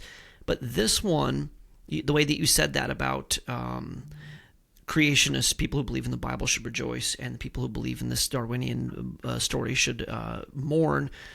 The devil, just in the way that he was making us laugh that dogs turned into whales and dinosaurs turned into chickens, we are made in the image of the living God. Human beings are the sons and daughters of Adam. When Yeshua, Jesus, was here, he said that he was the B'nai Adam, the son of Adam, over and over, the son of man. It is a privilege to be man. Man is the height of God's creative order, potentially why the whole universe is here in the first place. We are remarkable and precious and gloriously made in the image of the creator of this reality. We are, again, sons and daughters of Adam, made in the image of God. And this is so remarkable, and this is our true identity. We have this amnesic state that we're just animals in a meaningless universe. We were forced to believe this. The data doesn't support it. Now we can get back to the idea that we are wonderfully and remarkably made and special. We are, hey, look, animals serve a purpose. I'm not trying to marginalize animals, but they're here as part of the food chain. They're here to serve humankind. They're here, they're supporting cast to what is actually going on. Humans are the marquee attraction in this universe, actually, quantum physics would say, because we are made in the image of God, and Adam was amazingly made, and we are amazingly made, and we descend from Adam. So yes, they can mourn. We can celebrate that the data is actually in favor of our true identity, which would change everything about what we think and believe and how we live. If we really understand our rightful place as the sons of God, little g God, right? Even Jesus says that. I'm not putting some sort of idea that we are gods. God is God, but we are the sons of God, the sons of Adam, made in the image of God. And this is a remarkable position to be in this reality, in the universe. And yes, with what Dr. Carl Werner is saying, we can get back to this idea that we aren't accidental animals, mutated animals in a meaningless universe. Exciting. You know, and I'd just like to throw my 2 cents into our evolution believers and those in attendance. There's that now today with this video, you're going to be faced with this reality that you've been lied to, that everything you believed in was wrong, and that, you know, how do I change from here? How could I go from here? Because I'm not going to go back to God. And I was like, now listen, I was in your shoes at age 19, and I was living my own free life. It was miserable, so I know that you're probably not all that happy anyway, but I was so happy to have my freedom. And confronted with this confounding evidence that showed me that naturalism wasn't true, I then had to make the most difficult, and I mean difficult, decision in my life is, what am I going to do with this? You know, am I going to follow God? And I was like, no way, no way. Because all I could imagine is if I followed God and made him the Lord of my life, as I was told by my sister, you need to make the Lord your Lord of your life. And it's like, I know what he's going to do. He's going to send me off to Nairobi to be a, some kind of a missionary, right. Or he'd send me to New Delhi to bury dead bodies like Mother Teresa. No way, Jose. And yet I kept going back, what's my alternative? You know, to live the lie, to live something I know in the deep part of my heart is not true. And over the course of 6, maybe 9 months, kicking and screaming and clawing, you know, I jumped ship. But it was the hardest decision I ever made, and I'm sure you have a similar story, mm-hmm. Luke, I would guess. But the day I did it, when I jumped ship, I was not rudderless anymore. I was the happiest guy on campus. In fact, people would come up to me on campus and stop me, total strangers, and they'd say, excuse me, I pass by you every morning. Why are you always smiling? I said, I didn't realize I was smiling. And people kept asking me, why are you always smiling? I didn't realize I was smiling. I should have said, because I just got washed of all my sins. And by the way, if you think you're too sinful to be saved by this God who created you. He don't give a darn about your past. Well, he cares, but you could be a prostitute, you could be a mass murderer, you could be, some terrible, terrible person, and the table is open. The seat is there for you, and he wants you to come and use your brain. Don't check your brain at the door. Your brain's telling you that evolution doesn't work, this naturalism doesn't work. And he wants you, and he's going to make provision for you. He'll show you how to do it. He figured out a way to get me into the table, but it was hard. But I'm just encourage you, do it for yourself today, because this is going to be the great awakening. As people get this information, they're going to realize, oh, that's why I was miserable. That's why the world seems dark. Oh, there's a better way. Maybe I can smile too, I love it. I'll do a quick screen share. I'll try and just do a 3-minute refutation to that, or add to it, addendum rather. So this is just psychology. A psychologist explains why materialism is making you unhappy. Materialists lead unhappier lives and are worse to the people around them. And it seems that social media might be fueling this materialistic attitudes. Fascinating interview. Here are the best bits. Materialists are sad, terrible people.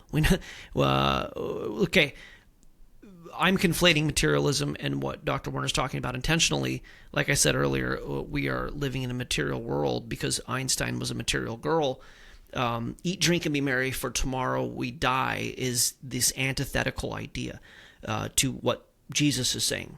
Jesus was an anti-materialist. He talked about how reality isn't material. You could move mountains into the sea, and your faith has made you whole. Don't worry about where your money's coming from. God will provide for you. When you believe everything is about matter, you are a philosophic materialist. A philosophic materialist begets consumer materialism. And you could argue that, you call it Macy's or whatever the kind of consumer industry that we are in is, that's in charge.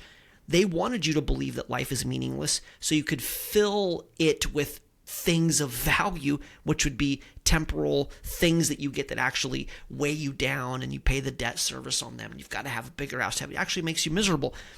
I have engaged, and I'm generalizing here, but I've engaged with hundreds and hundreds of atheists at this point in my TikTok lives, and I have met the most insufferable, mean-spirited, divisive, hateful people in this proclivity. And yeah, there's Christians that suck too. Like, that happens. There's Christians that are bad.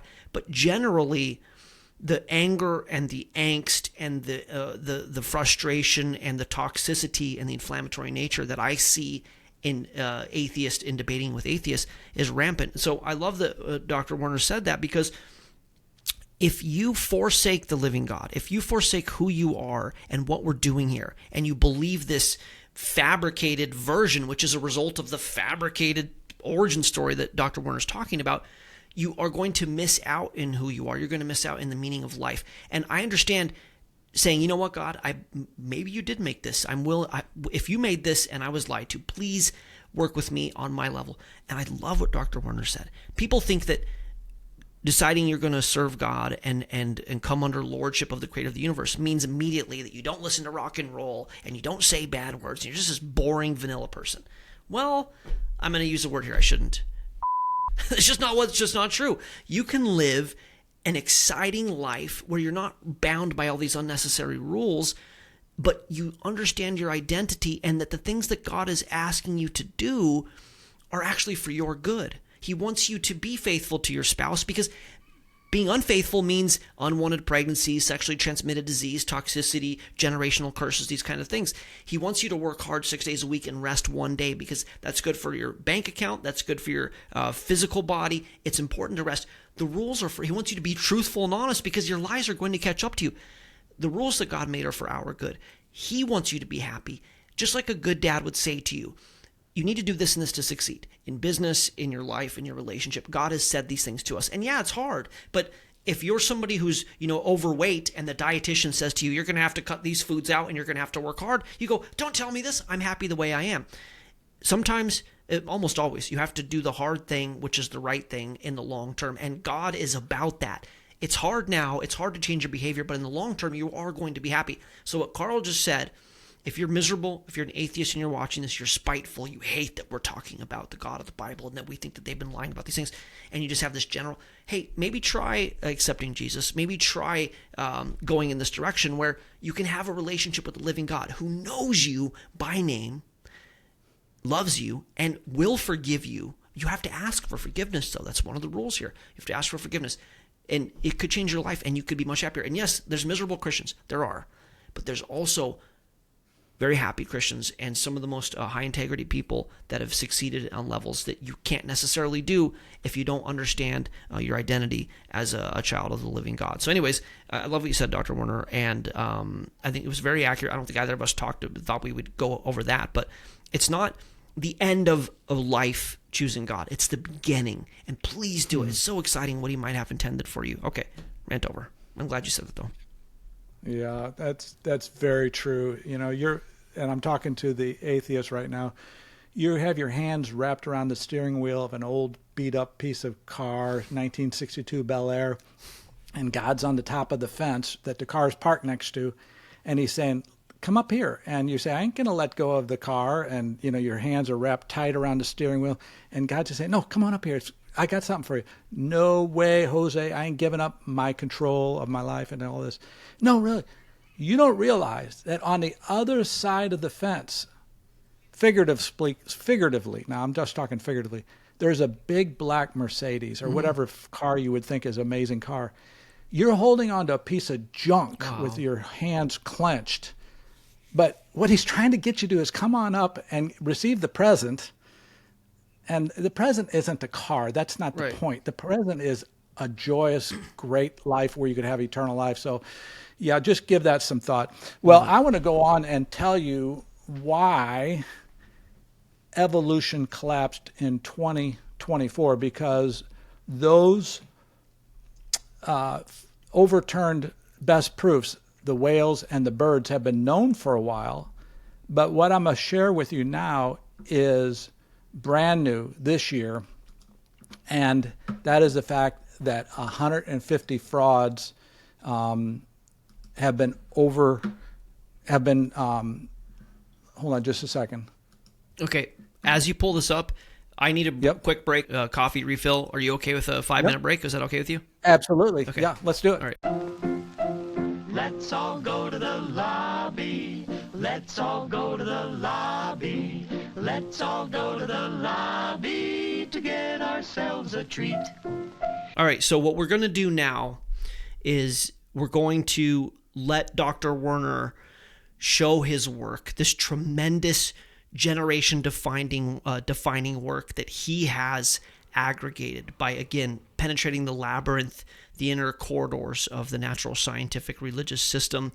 And when we talked earlier about, Pakicetus and Ambliocetus and these kind of things where it's like, yeah, we inferred this, we inferred that, that was wrong, whatever. Those were just, as Werner said, he's been very intellectually honest here. Those are just being overexcited, over-exaggerating potentially, not necessarily frauds. He has got, and I would encourage you to watch his interviews with Donnie at Standing for Truth, and there's other places where Dr. Werner has shown this. And in particular, I would love for you to go buy his book, his DVDs, whatever he has. He's got 150 documented actual frauds where they intentionally lied to promulgate this theory. And he's going to get into that now. So, Dr. Werner, the floor is yours. I'm so excited. I'm getting my popcorn. So this human evolution collapsing is why all of naturalism is collapsed, because everyone was hanging on to this best proof, the last best proof. But now with these 150 frauds, the whole thing goes down. Now, when I talk about frauds, I'm not talking about mistakes. In the field of human evolution, there have been scientists making mistakes all along. That would be somebody being overzealous and picking up a donkey skull and thinking it's a human ape man, or mismeasurement like Raymond Dart. He thought his Australopithecines were 1,000 cc brain size when they're only 500. Or misinterpretation like Noel Boaz picking up a dolphin rib number 7, and interpreting it to be an ape-man collarbone. That's just bad science, but, we all make mistakes. What I'm talking about is more than these mistakes. There's been 43,000 mistakes by the human evolution scientists. 42,000 of those have to do with just picking up ordinary rocks and saying they're stone tools and collect them, bring them to the museum, store them in the museum, only to find out later they were just plain rocks. And 232 times they've identified an ape-man species, and then it turned out to be not an ape-man. It turned out to be a monkey or a dog or a reptile or an ape. But that's happened 232 times. And I'm not talking about the mistaken bone tools. Sometimes they will pick up a bone like the upper jaw of an antelope and say, oh, this isn't just an antelope upper jaw, but it's an ape-man scrub brush. And many times they assign the wrong age to fossils, and then they change them the next year to a different age, and the next year a different age. All those are mistaken ages. And they rename fossils. This is another example of mistakes by human evolution scientists. For example, Homo erectus has been given 46 different species names over the years. Homo erectus, Homo ergaster, etc. And same with Neanderthal fossils. The scientists, when they find them, the first one says it's Homo neanderthalensis. The next one who finds the same type of fossil changes its name to Homo brelandensis. And the next one changes to Homo priscus. And they name these species names, which breaks the normal system of science. So you can only name one animal type, one species. You can't name them more than one species. And they're also changing the genus names for like Homo erectus or Neanderthal man, where that's a big mistake. It's not Homo. Well, what is it? Oh, it's Australopithecus. Oh, it's this. And 5 times they've mistaken collarbones, ape-man collarbones that turned out to be other things. Like, for example, 2 horse toe bones were interpreted to be 2 different collarbones of an ape-man. And you didn't hear that wrong. That's what I just said. And a dolphin rib was interpreted to be an ape-man collarbone. And a crocodile femur was interpreted to be an ape-man collarbone. But those are just mistakes. That's not what I'm talking about, because that is not so consequential. What I'm talking about is fraud. And fraud is evil, it's ominous, and it's dark. It's when a scientist knowingly misleads his colleagues or the public by any means, including hiding the most critical information, or altering the photographs, like in Homo erectus, or altering the fossils, like in Lucy, or altering diagrams, or altering charts, or even lying, like Florentino Amagino. Fraud is knowingly deceiving. You know the truth, but you're going to tell the other scientists or the public a lie. And this involves these ape-man and ape-man species. This is just partial list here. It involves Tumai, Lucy, Homo habilis, Turkana Australopithecus prometheus, the Tong child, Zinjanthropus, Neanderthal man was fraudulent based, Homo rudolfensis, Paranthropus, Homo niger, Homo australis, Haeckel's ape-man comparison, Piltdown man, of course, is a fraud. And Nebraska man was not a mistake of pig tooth. It was a fraud. They knew the pig teeth from that dig site look like humans, and they never told the public that, or their scientists. So who was the scientist performing these frauds, and how many did they do? Well, there's a partial list there. And it's names that are the top scientists, the leaders in the field of human evolution, have been involved and committed multiple acts of fraud.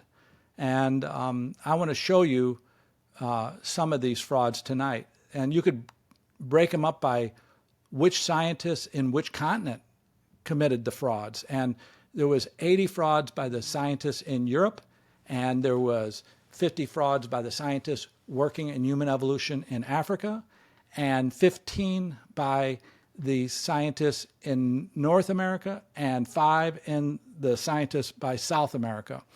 So I was going to show you Homo habilis, but I'm just going to run through this pretty fast. This scientist, Homo habilis, Philip Tobias, who announced Homo habilis, created this ape man by enlarging a skull. And he actually did it 3 different times, where he had 3 different skulls. He enlarged it so he could say he found a large-brained ape man. The first one was STW53, where he found these 14 or so fragments here, and these fragments were then put into this skull, and this is the frontal view, and this is the same skull. This is the same skull, and this is the same skull, just shot from 2 different views. And when it was completed and reassembled by his colleague, Dr. Clark, Dr. Tobias said he was very unsatisfied because it was a small-brained ape man. And he said Homo habilis should be large-brained. And Dr. Clark says, well, what do you want me to do about it? It is what it is. He says, I want you to take it apart and enlarge it. He said, I'm not going to take it apart and enlarge it. That's crazy. The bones are what they are. You know, the bones, some of them fit together. You got to keep those together. The ones that are in the midline, you got to keep them in the midline. Well, Dr. Tobias, in his effort to create a large-brained ape man, somewhere in brain size between an ape and a human, then had another colleague, Dr. Curnow, take this skull apart and enlarge it. And you can see here that this skull is the same as this one, but it just enlarged. And he basically did what Dr. Tobias asked him and increased the brain size 250 cc's. I'm going to play you Dr. Clark's interview that we did with him, and this is in our video series, Evolution, a Grand Experiment, where he describes what I just told you, and it is crazy. So here we go. Dr. Ron Clark accused Dr. Tobias of committing fraud by enlarging an ordinary Australopithecine skull, STW53, to create a large-brain Homo habilis skull.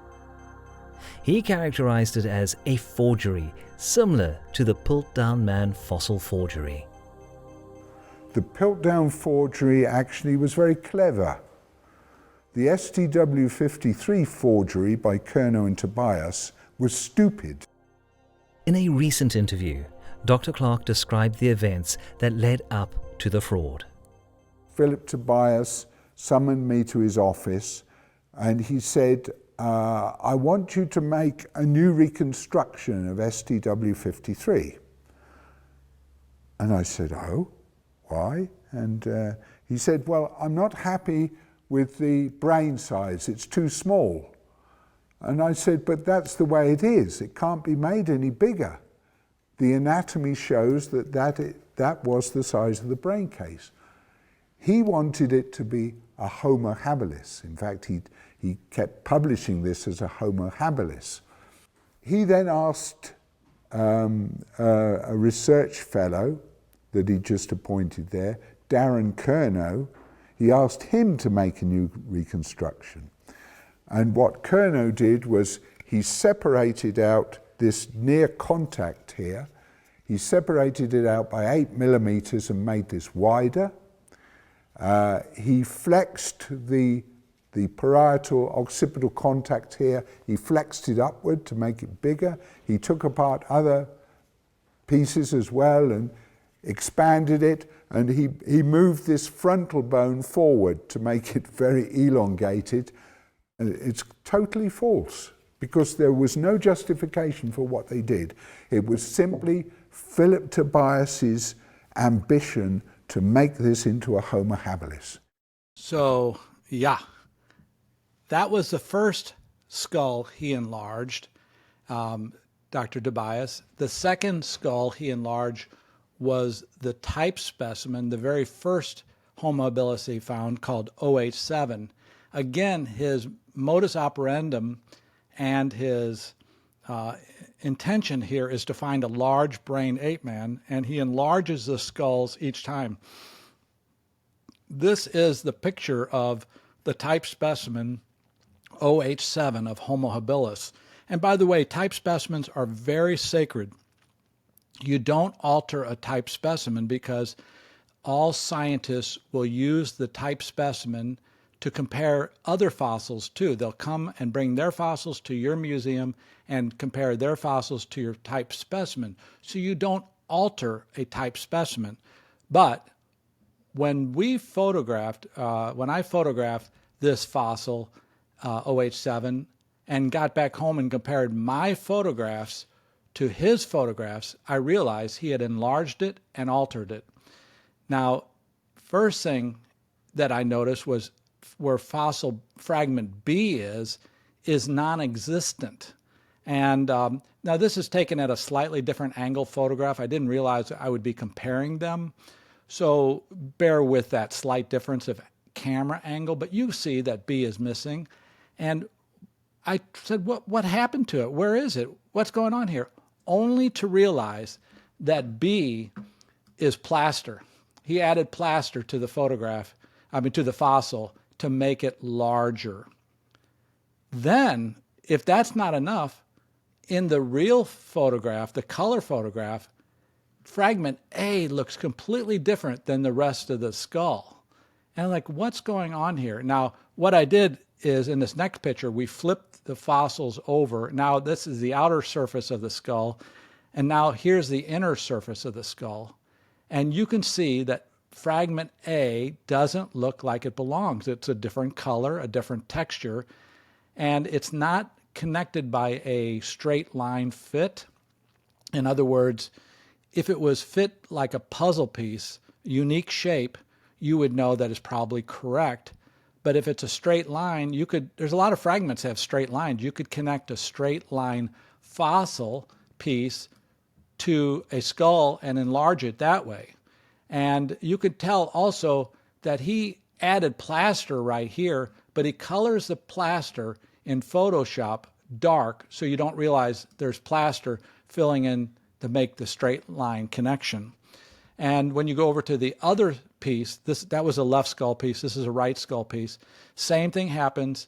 There's pieces connected with straight lines, and it appears that he is taking skull pieces from other animals and attaching them to his sacred type specimen. And, I had never heard this, I had never seen this, and so now I was forced to read his boring 400-page monograph, and I came upon the explanation of what's going on.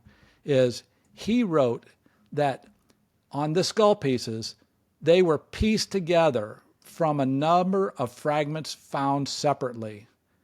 In other words, he might have found the big skull fragment, at one location, and this little piece C and A were hundreds of yards away. And he said, well, this one I could put on here.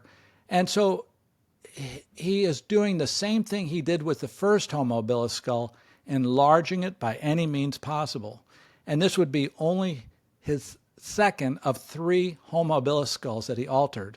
The third one was called OH16, and you can see here's his reconstruction, and he reconstructed it twice. But here's the real fossil that I photographed. And you'll notice that there's no space between these bones here. They connect. Whereas on his fossil, it appears that he added plaster to enlarge it. Look how wide the skull now becomes compared to the original. And like here, there's no space between these 2 bones in the original, but look how much plaster he puts in here to enlarge the skull. So he enlarged 3 skulls. No one knows about this except Dr. Clark, and all to create his ape-man. And he was wed to this idea. And those are 3 frauds. He committed 4 more, but I'm not going to go over them. You can see them in the movie. And we still have 147 frauds to go. That's just 3 frauds. I'm telling you, we documented 150. The next one... Can I jump in before you go to the next one? Yeah. So I think everybody's following what Dr. Werner is saying here, but humans have a bigger brain case. We have about 1,000 cc's of total spatial parameter, whatever, for our brain case, for our cranium. The chimps have a much smaller head. They have a tiny head, half the size. So when he's finding a transitional fossil between chimp and human, they want it to have a bigger head than chimp, because if it's the size of a chimp head, it's probably a chimp head. So he just, matter of fact, you've got Dr. Clark here, you got Tobias, God rest his soul. You don't want to speak bad about somebody who's passed, but you have this scientist who's probably making a handsome living discovering these, Homo habilis. I've had a lot of people use that as pieces of evidence for evolution, whatever. He comes down, matter of fact, and he goes, yeah, I want you to make this bigger. He goes, whoa, I'm a scientist. I don't want to manipulate the data. This is a bad idea. And he goes, okay, I'll go to the next guy. The first thing that comes to mind to me here, with him just egregiously violating the trust of, basically, humans trust authority. We're kind of taught this. It's ingrained in us. So it's like we want to think science is this empirical, they're fact-based. They're just letting the evidence go where it is. This guy comes in and he goes, yeah, we're going to change this. And, oh, you're not going to do it? Fine, I'll have this other guy do it. First thing that comes to mind to me is, if you have a mouse in your house, you can be sure that there's more than one mice. If you have mice in your house, you find one, you have a lot of them. I forget what the saying is, but you find one, there's more.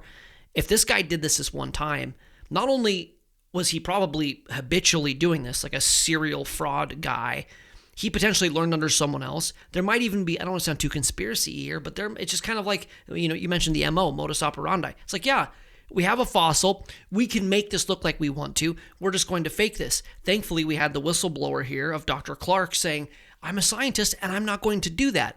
And what Dr. Werner's showing here is a clear manipulation of what is probably a chimp fossil, trying to make it look more human, deliberately forging this thing. And the thing that really bothers me about this, again, I don't want to talk bad about a dead man, but it seems as though this was how he did business. And I wonder how, if you're a scientist, you're an evolutionist, and you find these things out. I can tell you that if I was, as a creation scientist, I found out that they were just making things up, it would not only erode my confidence in the scientist that did this, but the field as a whole. This is such damning evidence that they just so matter-of-factly are willing to do this. And I can tell you, whether it's Nebraska Man or Piltdown Man, the media, the British Royal Society, the American Natural History Museum, they find this piece of evidence and they all just run with it. A lot of times in my debates, they go, well, science isn't the problem. Kind of pop science and journalist media science, that's the problem.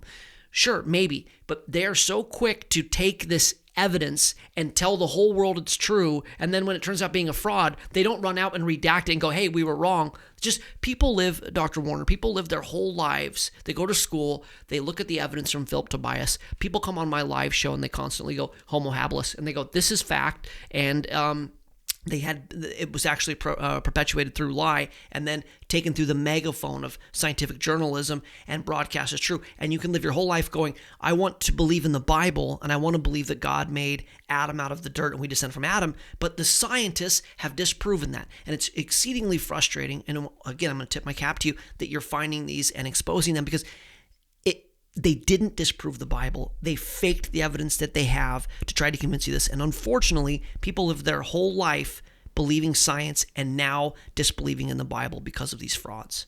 It's really a bad thing. Mm-hmm. And Luke, I'm surprised that you had the insight. You said just in your conversation there that he had to learn this from somebody else. He may have not been the first fraudster. Mm-hmm. It's so interesting you said that, because let me just tell you, just take a minute. I wasn't on script for this, but his predecessor that he succeeded was Raymond Dart. Now, Raymond Dart committed 35 frauds. It's 30 or 35, I can't remember. His predecessor did.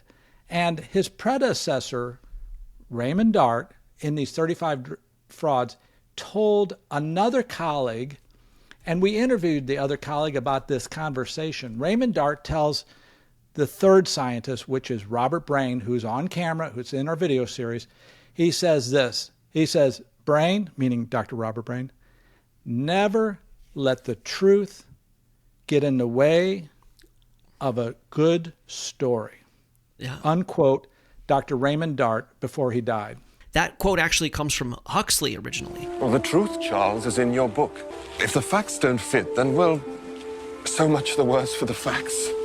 I'm looking up Raymond Dart here, which I didn't know, but I'm not. It's just when you've studied this long enough, look, people are very sheepish. We're prone to the same kind of mistakes, the same kind of manipulation, and this isn't a new thing. I mean, obviously, at the root of this, we believe that God is real and the devil's real, and the devil is the serpent that was in the garden, and the devil was. Jesus called out the Pharisees, "You're of your father, the devil."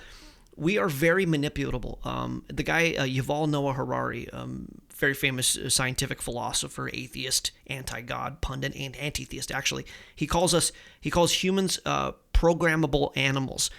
So it doesn't surprise me. It was intuitively to say that, but that this has been something that's been in place for a long time, and I would say a very long time. I talked earlier about Babylon and this idea coming from Babylonian magic. The devil has been pushing this lie that if you think of it this way, according to the Bible, God started with the earth and it was formed in water and on water. The theory of evolution, which evolution does dictate, or even cosmologic evolution, it all has to fit into the same kind of theory that they're putting together. It was fire, great bombardment, meteors, fire. If you look at a picture of the formation of the earth, it's all fire. So the Bible says water and peaceful, and God spoke into existence. And the devil's lie says explosion, chaos, fire. It's the opposite story. And this convincing man, stealing man's birthright, convincing man that he's not a son of Adam with that birthright, made in the image of God, but rather is a great ape, has been something that the devil has been pushing for a very long time. And it's not an accident. So yes, Raymond Dart, I just looked it up. Raymond Dart discovered a skull from a new species he named Australopithecus africanus. I don't know if this is the same one Johansen found. The skull led to the theory that humans came from Africa, not Asia. This guy, Dart, is an old guard, and yes, he mentored Tobias, and then Tobias probably mentored someone. And the thing is, what is that story? The wolf watching the hen house, or however that story goes, that they don't have any check and balances, they don't have any accountability, and so they can just continue to do these things because it's not reported on. No one can question it. They don't let you in to look at them. They control the narrative of it, and it's all deception. Again, so I keep going back to Jesus being a revolutionary and him attacking the spirit of the Pharisees at that time. It's the same tactic. It's the same tactic of coercion to lead people away from God. So I'm sure there's somebody before Raymond and somebody before Raymond, and unfortunately there's people who metaphorically or literally get into the bed with the devil, and they're the ones promoting this. And maybe they don't necessarily know it, but at the root of this goes back to the garden when the serpent came to Eve and said, you should eat this from this tree. And she says, I'm paraphrasing, she says, I can't eat from it. And he says, why not? Because God said, I can't eat from it. And Satan said, did God really say? The first step to getting someone to disobey God and walk away from God is to get them to question God's word, because he's a God of his word. And the Bible is the historical account of the creator of this universe. And they set out intentionally to make you disbelieve in that. And the only way you can get people to disbelieve in that, because it is the truth, is through lies and deception. Rant over. Yeah. I could trace the fraudsters back from Dart, but I'll spare you right now. Continue. All right. Well, the next frauds I was going to cover is the most impactful frauds. Homo habilis was impactful, but this next one was the chart that this scientist, F. Clark Howell, made up. We interviewed him, and he made the ape to man chart that was in Nature Early Man Time Life book, and everybody's seen that, where a small ape goes to a human in 14 steps. And so many people still believe this. In fact, the Leakey Foundation still has some of these disproved animals that I'm going to show you are disproved in their icon to represent their organization, which is strange. But the thing that made this fraudulent was that he knew that 10 of the 14 animals in this chart, which was labeled the road to Homo sapiens, were not ancestors of Homo sapiens. They were either apes or they were Homo sapiens, but they weren't on the road to Homo sapiens. For example, the first one, it looks like a modern-day gibbon called Pleopithecus. F. Clark Howell knew that this was similar to a gibbon, and he said it was an ancestor to the gibbons. It wasn't an ancestor to Homo sapiens, so that one was fraudulent. Proconsul looked like a chimpanzee. Dr. Howell knew that he said it was an ancestor to the chimpanzee, not to Homo sapiens, but he puts it in the chart anyway. Dryopithecus, he knew was not an ancestor to humans, and we have an interview clip on that from his graduate student. Oreopithecus, he knew it was what he called a side branch on man's family tree, which meant it wasn't man's ancestor. And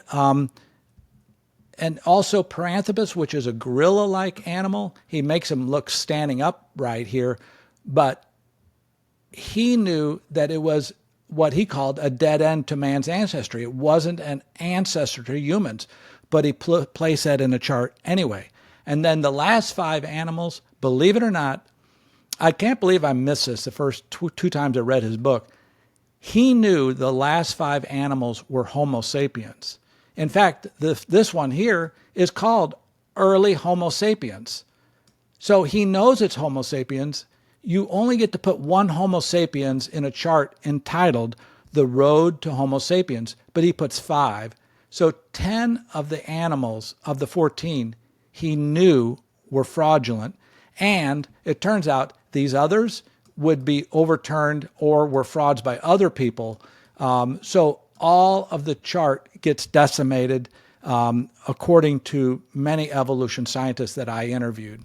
So before you move, can I share my screen really quick? I'm going to give a Luke take on that. I'm sorry, Doctor, but this is important. Okay, so this is just one piece of evidence that Dr. Werner is presenting. The guy knew he was lying. 10 out of 4. Yeah, 10 out of 14, they're not this, but we want it to be this way, so we're just going to tell everybody it's this way, whatever. This thing is a staple of human modern consciousness. It's called the March of Progress, and we've all seen it. It's bumper stickers. If we just go, this is actually the original Time Life magazine thing, which Time Life is one of those journalistic publications that was just super down to just promote this idea of naturalism. Very coordinated effort. So, you've got the ones where you evolved into being a motorcycle guy, evolved into being a golfer. I mean, this is it. We see it on bumper stickers. We see this everywhere. It's totally a fraud. And not only is it a fraud, I'm going to read this to you. Dr. Werner, I heard his expose on this, so I started researching the early man, F. Clark Howell. This is just an example of what we deal with, but the impact that this has. This is a young woman, and she says, this is from 2019, "If I am correct, this is the book that changed my life." Dr. Werner, this is going to make your skin crawl. To paraphrase one Amazon reviewer, this book holds deep nostalgic value for me. I remember poring over its pages in the 4th or 5th grade, memorizing every word, especially one particularly moving, totally made-up passage about flowers collected and laid at a Neanderthal grave. Delighted to find there are still copies of this book, and I will be sure to one day post that lovely paragraph. This person, Vaishali, whatever, she was in the 4th or 5th grade, 9, 10, 11 years old. And she may have been raised religious. She may have not been. She goes to school. Everybody wants to know where we came from. How do we get here? What are we doing here? We seem remarkably made. We've got, hands and eyes and birds fly. And we just go down the list of all these amazing things.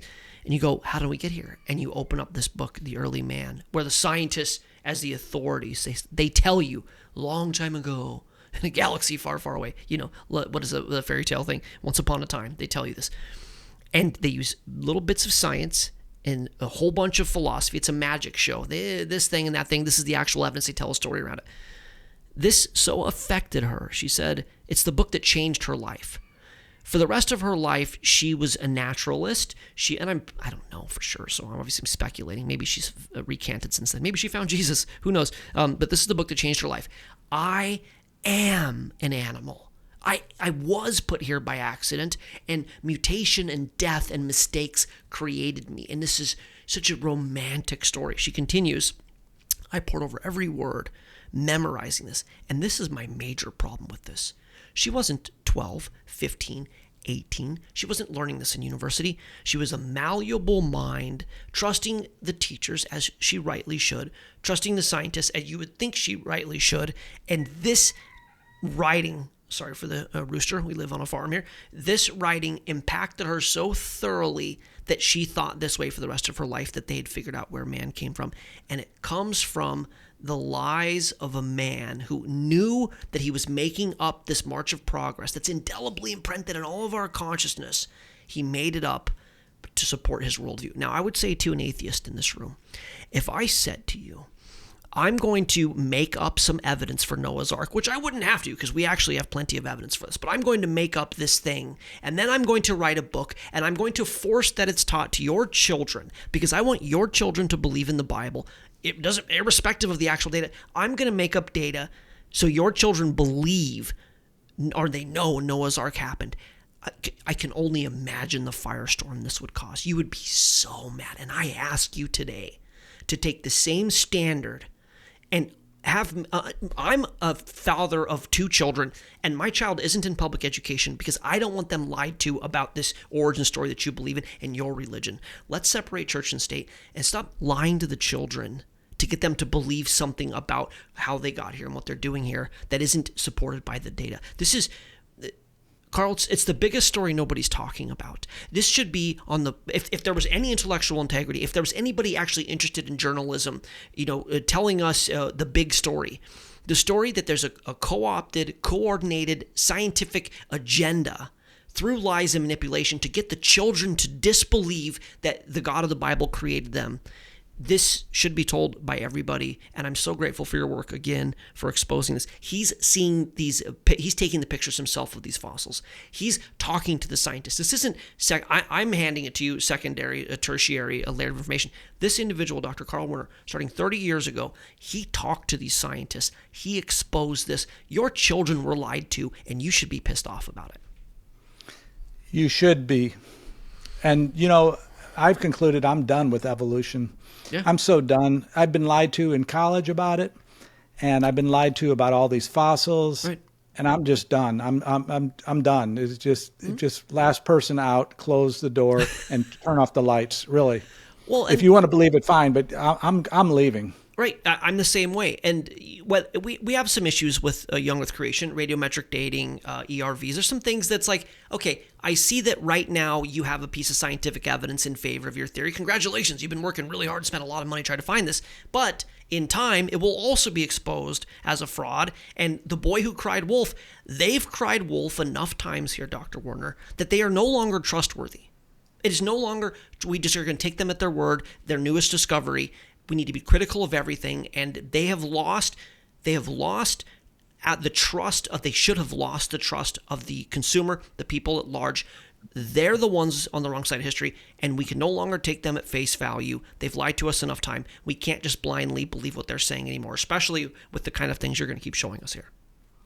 Yeah, and it's going to get worse. If you're upset now, each story just gets worse. And is that possible to get worse, altering fossils, making up diagrams? I might actually get up and walk out here and close the door behind me, depending on what you show me next.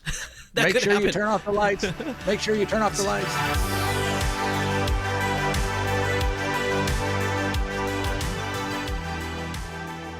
The next frauds I want to show you are Dr. Don Johanson. I was so excited about this idea that there was a natural explanation for how we came about. And of course, we all ask that question as young kids, Mommy, where did I come from? And we get all sorts of crazy answers. But I really, at that point, as 13 years old, reading that book, I couldn't escape the thought. And I decided I wanted to go to Africa, and I wanted to have an opportunity to find my own fossils. Wow, and you did just that. These 3 frauds I'm going to share are, no one will know these because we uncovered them, just like we uncovered some of those whale frauds. And here's his frauds. First, I got to tell you the story. Johanson's Lucy story began in 1973 when he found this knee joint. And this is the actual fossil. I had to pay $600 for that photograph because they won't let you photograph the originals. But that is the knee joint he found. And the next year, at a different location in the same area, he found this, 50% complete skeleton called Lucy.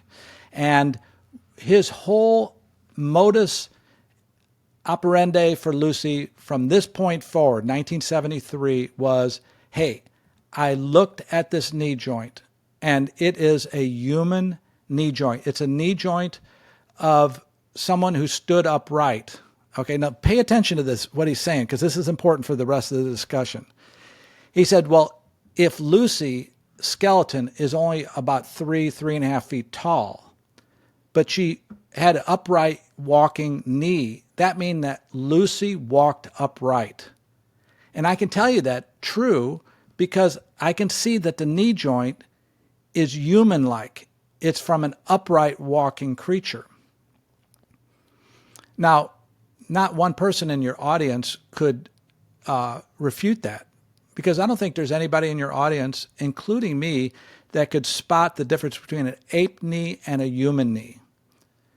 But we'll go with it. He's an expert. He's a paleoanthropologist. This is his job.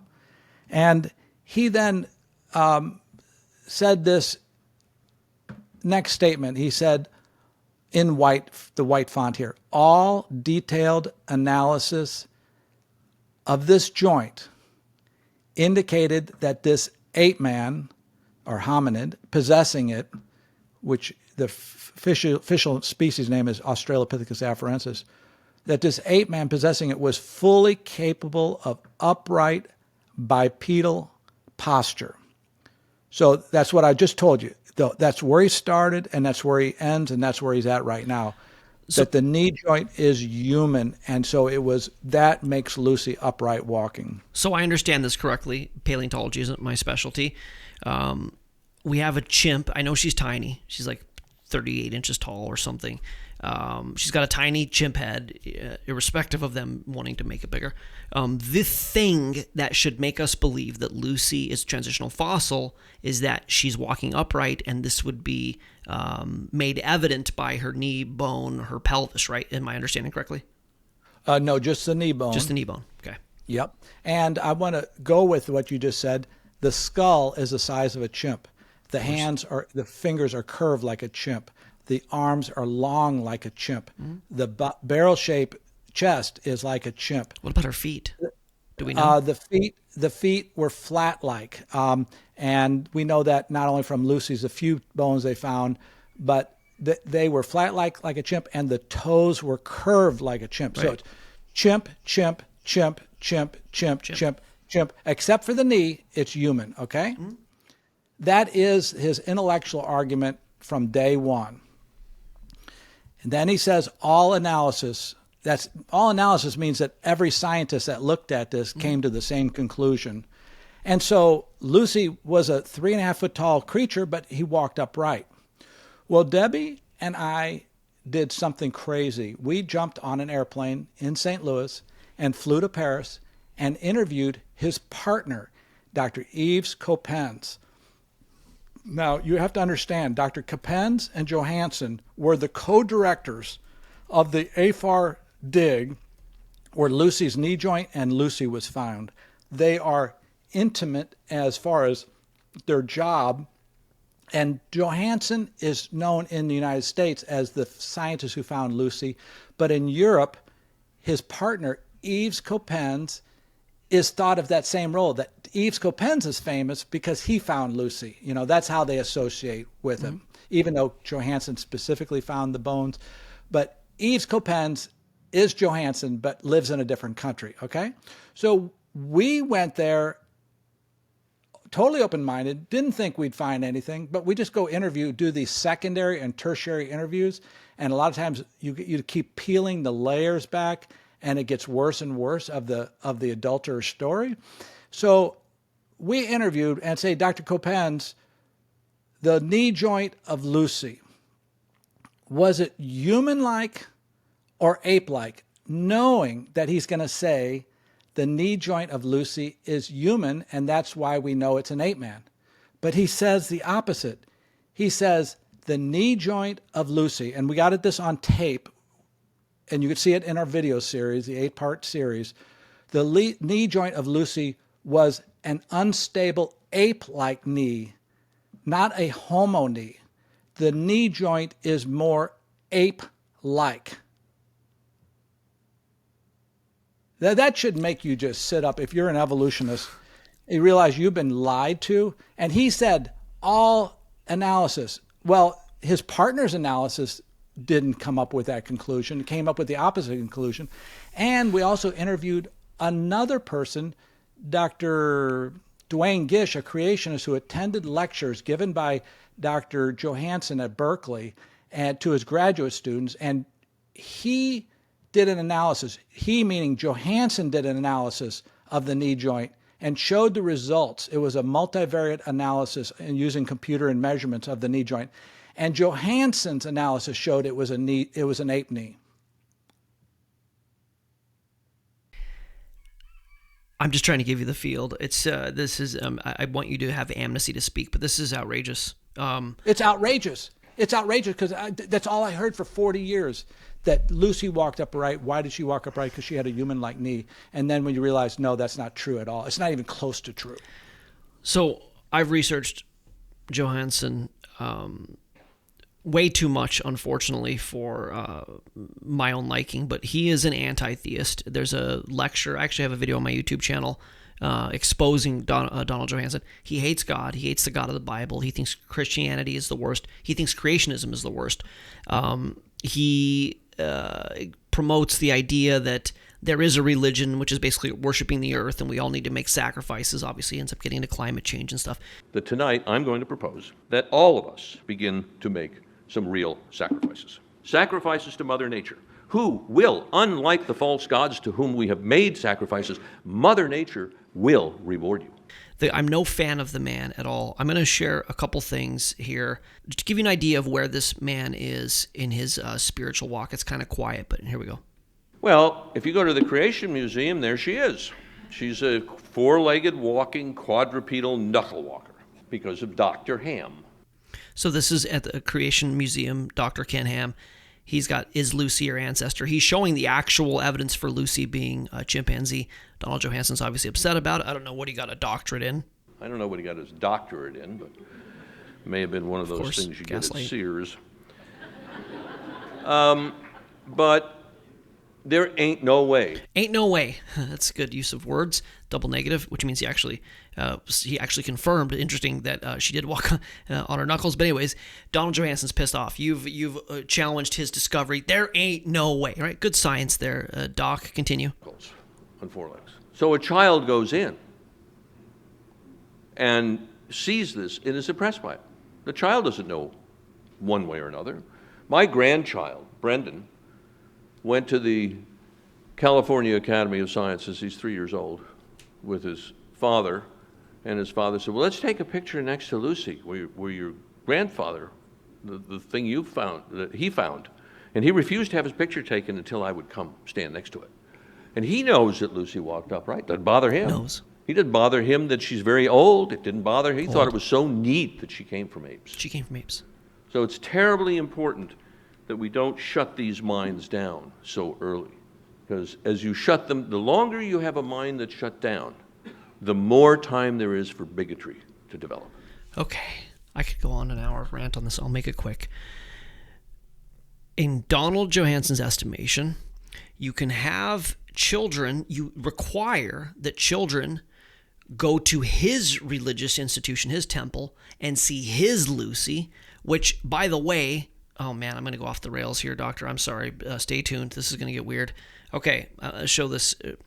According to Dr. Johansen, you should be able to go see this Lucy, this naked, anatomically correct Lucy, who in this beautiful picture is taking a selfie with her Apple iPhone with the bite of original sin taken out of it, which is interesting. So here she is with her breasts out and her hairy body, anatomically correct. Now the children should go, according to Donald Johansen, they should go to the Smithsonian and see this naked human-beast hybrid, which is a huge problem. I do not want my child seeing its first naked thing as this human-animal hybrid. Now, this is good science for Dr. Johansen. You will let the children come in and see this, but you will not let the children go into the creation museum and see Lucy on all four, because we know scientifically she definitely wasn't not, whatever he said this, walking upright. We've got this knee. Everything else about her is we got this knee. It's a lie. The knee's a lie. So let's just backtrack this a little bit. Donald Johansen is lying about this discovery that he made to make him infamous, that he potentially named after Lucifer. This is a whole other thing, but he says he named it after the Beatles song, Lucy in the Sky with Diamonds. If you research the Beatles and their Antichrist agenda, they were friends with Aleister Crowley. They probably named Lucy in the Sky with Diamonds after Lucifer, same etymology, the root name. Of course, Donald Johansen names this missing link Lucy, which I think is tipping his cap to the devil, unfortunately. He wants to put her naked in the museum. He wants the children to go see this. You will not see the creation account. This is his bias, and he goes as far as to say, if you close off the minds of these children, you don't show them half-naked human hybrids and convince them they're animals, well, then they could become bigots. That's it. Yeah, because Jesus promoted bigotry, right? Actually, bigotry comes from evolution and systemic racism through eugenics and ethnology. It's all anti-truth. This man, I'm so glad that you have a fraud, that exposed a fraud that he had done, that he was outright lying, because he's as dangerous a person as there is in the world of academia science, that in his bias against the God of the Bible, he says you will believe the thing that he found that he potentially named after the devil. You will look at the naked version. You will tell your children to look at the naked version, or you're a bad parent and you're going to turn them into bigots. This is the level of bullying and gaslighting that we are subjected to. This is the guy who found the fossil, like Dr. Werner is saying, that you must believe in evolution, when he was lying about it with his own agenda. And again, this is a really bold claim here, but parents, listen to me. These men don't have your child's best interest at heart.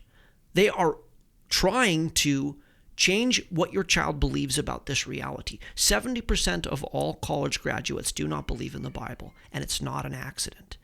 We have to protect our children, whatever it means, homeschooling, doing creation science, buying Dr. Werner's materials, and studying the actual science that he's uncovered.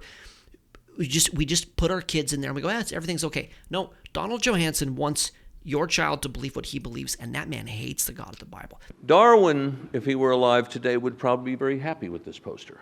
I want you to support science and reason. So get God's name off the money that we all worship, and get in science we trust.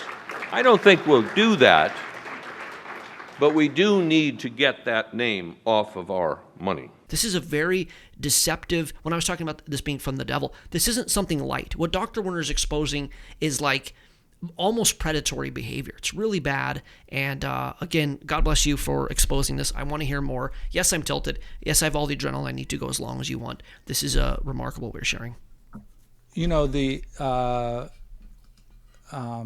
recreation of Lucy at the Creation Museum, that was done under the tutelage of a great anatomist by the name of Dr. David Menton, who is an Ivy League anatomist.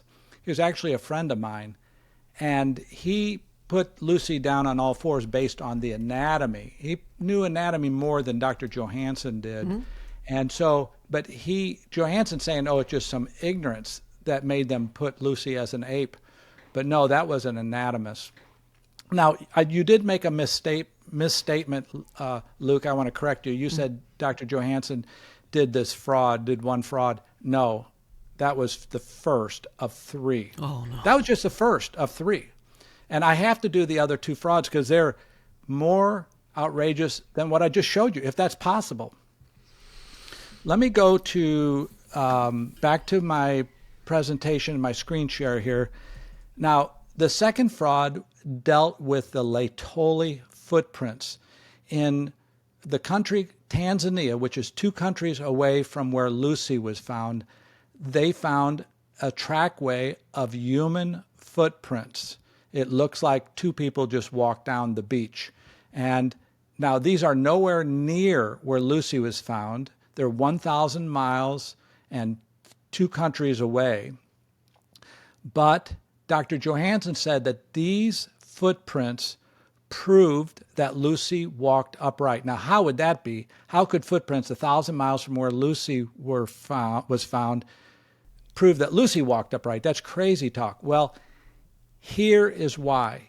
He said that at Laetoli, Tanzania, where the footprints were found, the only hominid, he said hominid back then, that would be a hominid now, which is a human or an ape-man. The only ape-man or human found at Laetoli is only other examples of the Lucy-type fossil, Afarensis.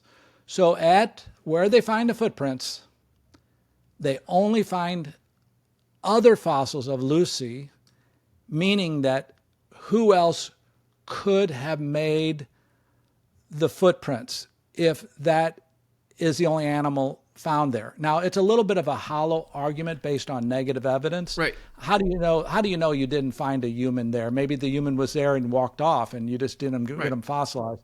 But it's a logical. Or maybe it is logical, like they do with the rest of their belief, Carl. They'll find this. I mean, right? This is a two-way street, isn't it? Sure, we don't have any invertebrate to vertebrate fossils, but hey, stay tuned. We will find this.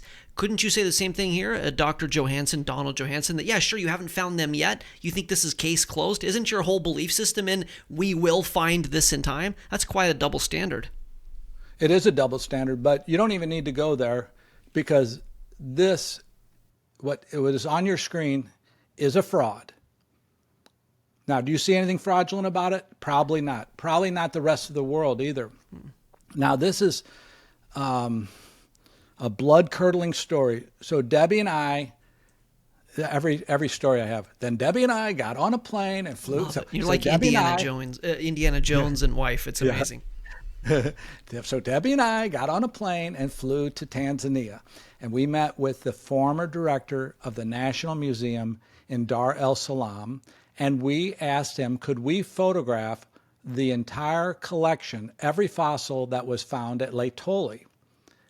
I don't know why I'm asking this. I don't know what the answer is going to be. It's just like when we interviewed Yves Coppens. I don't know why I'm asking the question, but it's just a good logical question I'd like to photograph. So they started bringing them out, and the fossils are labeled LH. Each one is LH, LH, LH, and that stands for Laetoli hominid fossil number 2, Laetoli hominid fossil number 3, Laetoli hominid fossil 4. You get it? And each one they brought out was a Lucy type. It was Afarensis lower jaw, Afarensis molar tooth, Afarensis lower jaw, Afarensis, I think this was an upper jaw.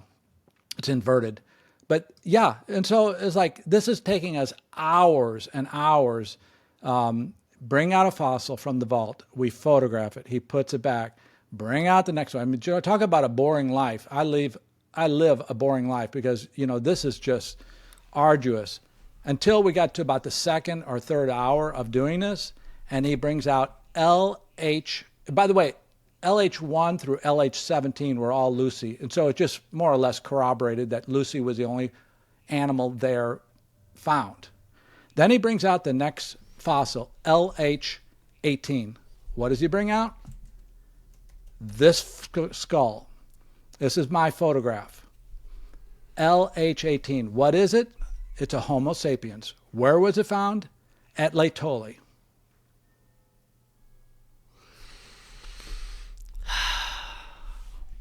He made this fraudulent statement that only Afarensis was found there, and yet there is a Homo sapiens. And he knew about it because he opened up the Laetoli dig site after Mary Leakey quit. Mary Leakey found those footprints. She found LH1 through 18 plus more. They didn't make a point to fix this error of his. But, of course, in the back of the mind of every paleoanthropologist, the hope is to find hominid tracks. And it's that was realized at Laetoli. There they were, ancient hominid footprints. So that's a second fraud. That's outrageous. The third fraud is this pelvis. Okay, before you do the pelvis, I'm just going to keep giving my takes on this. So, like you said, it's a hollow argument to say we haven't found any humans yet. Therefore, even though it was found in a totally different place, we believe that Lucy walked over there with her total human feet. I bet you the footprints are all the wrong size too. Have you ever looked into the size of the footprints? I bet you that they're the wrong size. They don't match. They are the wrong size. Of course, they are the wrong size. Yeah. Right, because you get tiny little Lucy chimp feet, and then you got big Homo sapien feet, whatever. So okay. So he lies about it. We've never found this, which is a bad argument. They had found it. He's just lying. This is the guy who said the children need to go believe his thing. He's just lying intentionally. Probably figured he wouldn't get caught, or like you said earlier, he'll be dead and gone before this information comes out, because they're really good at hiding these bones and suppressing this or whatever. But yeah, hey, we know that Lucy walked upright. I know the knee's a little bit shoddy, and I'm lying about that. But hey, we found these footprints in a totally different place. We know that this is her. But turns out that we actually have the fossil that we said we didn't have, and we made the whole thing up and we're lying. And this one here, I'm very familiar with. I can't wait. I just go ahead. But this next one, his fraud number 3, you don't know. You know part of the story, but you don't know this whole story. And to get the whole story, you need to photograph her pelvis bones in many different locations. So this is Lucy's pelvis. This Lucy pelvis is on the left is natural bone. You can see that it's natural bone here. See that? But on the right, they never found the right pelvis, and so that's plaster. You see how that's white plaster? Right. So they got natural bone, and just guess what? Lucy's pelvis is round like a human pelvis. It comes all the way forward. If you feel your front of your pelvis under your belt in front, your pelvis turns forward, whereas an ape's pelvis only goes out sideways. It never comes forward. So totally different. But Lucy's pelvis was round like a human. When you go to photograph the copies, by the way, you're not allowed to photograph the original fossils. That's amazing. But when you go to photograph the copies of the fossils, something looks completely different. This is at Chicago Field Museum. They're disassembled, but you get a sense that here's the sacrum, here's the pelvis, but it's not turning forward, but it's going out sideways. But you really can't manipulate it because it's in a case. So here at Berkeley, here's F. Clark Hall actually holding this. I asked him to assemble it, put it together, and let me take a picture. And you'll notice the pelvis doesn't turn forward. It goes out to the side. It doesn't turn forward at all. And then if you go to the Arizona State University, where Dr. Johansson's office is, he has the bones, copies of the bones, in a case where now you can get around to the side of them. And you'll notice the Lucy pelvis comes out sideways. It's straight out toward you. This is a side view. It doesn't turn forward like a human pelvis. So it's ape shape, ape shape, ape shape. And yet the previous slide says it's human shape. Now, how did that happen? Now, what he did, and this isn't the fraudulent part, this is bad science and overzealous, is he got a copy of the copy like this, and then he cut it up. Cut, cut, cut. And then after cutting it 3 times, he then took a grinder and a Grenell saw, and where these 3 cuts are, he then grinds it down, because even with the cuts, it doesn't do it. He's trying to turn it from sideways to forward, from a flat ape-like pelvis to a round human-like pelvis. And he says this on national TV in his show In Search of Human Origins, which was on Nova. And he says, I think, this is Johansson saying this on the television show, that when Lucy's pelvis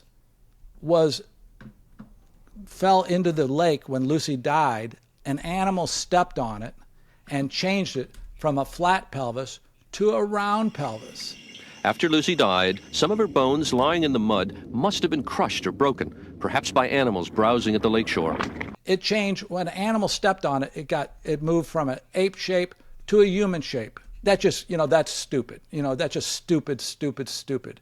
To change one piece of evidence into the complete opposite piece of evidence. And so he says, I'm justified in cutting, grinding. Okay, so that's still not fraud. But what the fraud part is the picture he put in to his book. Here's the picture in his book, and he doesn't mention that he's cut it up and reshaped it. Not even mention. Also, you can tell this thing doesn't fit anymore in the sacroiliac joint. They're offset now because he's turned it forward. But he says under this picture, this is evidence of bipedalism, that Lucy walked upright because she has a human-shaped pelvis. The audience in his book, From Lucy to Language, is never told that he cut up the pelvis, ground it. And what makes this fraud is none of those statements, but this. This is all plaster, and he cut this, reshaped it. This should be white coloring showing that the bone was taken out here. But he paints the entire thing like it came out of the ground. You see that? Mm-hmm. You can see all the vein marks.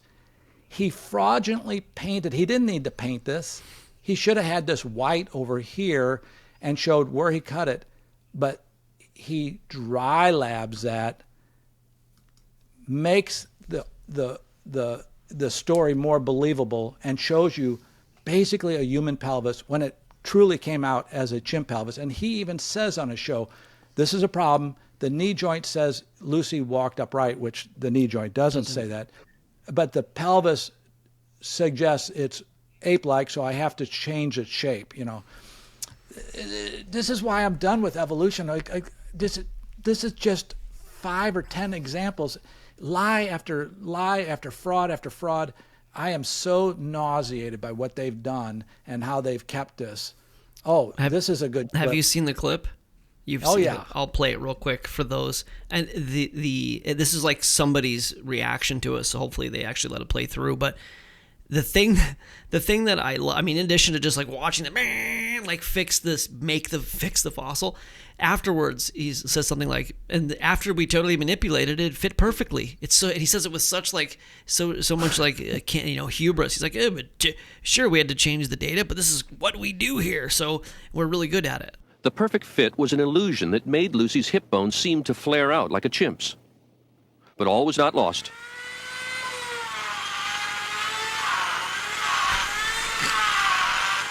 Lovejoy decided he could restore the pelvis to its natural shape. He didn't want to tamper with the original, so he made a copy in plaster. He cut the damaged pieces out and put them back together the way they were before Lucy died. It was a tricky job, but after taking the kink out of the pelvis, it all fit together perfectly, like a 3-dimensional jigsaw puzzle. The problem with this pelvis, you see, is it looks like a chimp pelvis. Same problem with the knee bone. It also looks, and the head, these all look like chimps, but we don't want that. We want a human thing. So we're just gonna fix it. Because here's what we know what happened. Because science is about testing, observing, repeating. We know, it's not a bias, that this was broken. Something stepped on it and just happened to break it into exactly the right side, the right way a chimp pelvis would be. And then it refused together. Science. So we're just going to fix this. And look, it fits perfectly. Science. Yeah. And do you remember on the video, he points out, I just happen to have a orangutan pelvis here. He points out on this pelvis, he says, and look, this looks like it was misshapen here. And so therefore, we know that the pelvis was misshapen. No, that is a normal part of an ape pelvis, where he's pointing out on that this funny looking bump here is normal, but he's saying, oh no, this means that we have to reshape the pelvis. And there's people that don't understand. In fact, there's a quote creationist out there saying it was all justified, and he points out that bump too, but they don't realize that's a normal piece of anatomy. If science came out today and said, the truth is, we don't know how the universe was created. We don't know when. We don't know how the earth was created. We don't know how the moon was created. We don't know how life happened. We don't know. I know that would look really bad for them, right? They want a lot of money and prestige. Like, I get that's a bad look. We have no idea. We've been really trying to figure this out. But if science could come out and say, we don't know. Here's what we do know. Here's how the laws of physics work. This is how electromagnetism works. This is how gravity works. These are the things that we know. Now we're leaving what we know and we're going into a totally speculative belief system based on our biases against the God of the Bible, and we're going to teach you this as it's a belief system. I would actually be okay with that. I'd say, you know what? Fine. Science is saying this is what's true. We're delineating that from this is what we believe. And as opposed to wrapping this up together, I hear all the time, I'm sure you've heard it, oh, how funny, you're a science denier and you're on a cell phone. Oh, you're so stupid. Like, really? You think that the kind of science, the computer science that created the technology of my cell phone is the same science as what Dr. Johansson's doing here or what the cosmologists are doing here?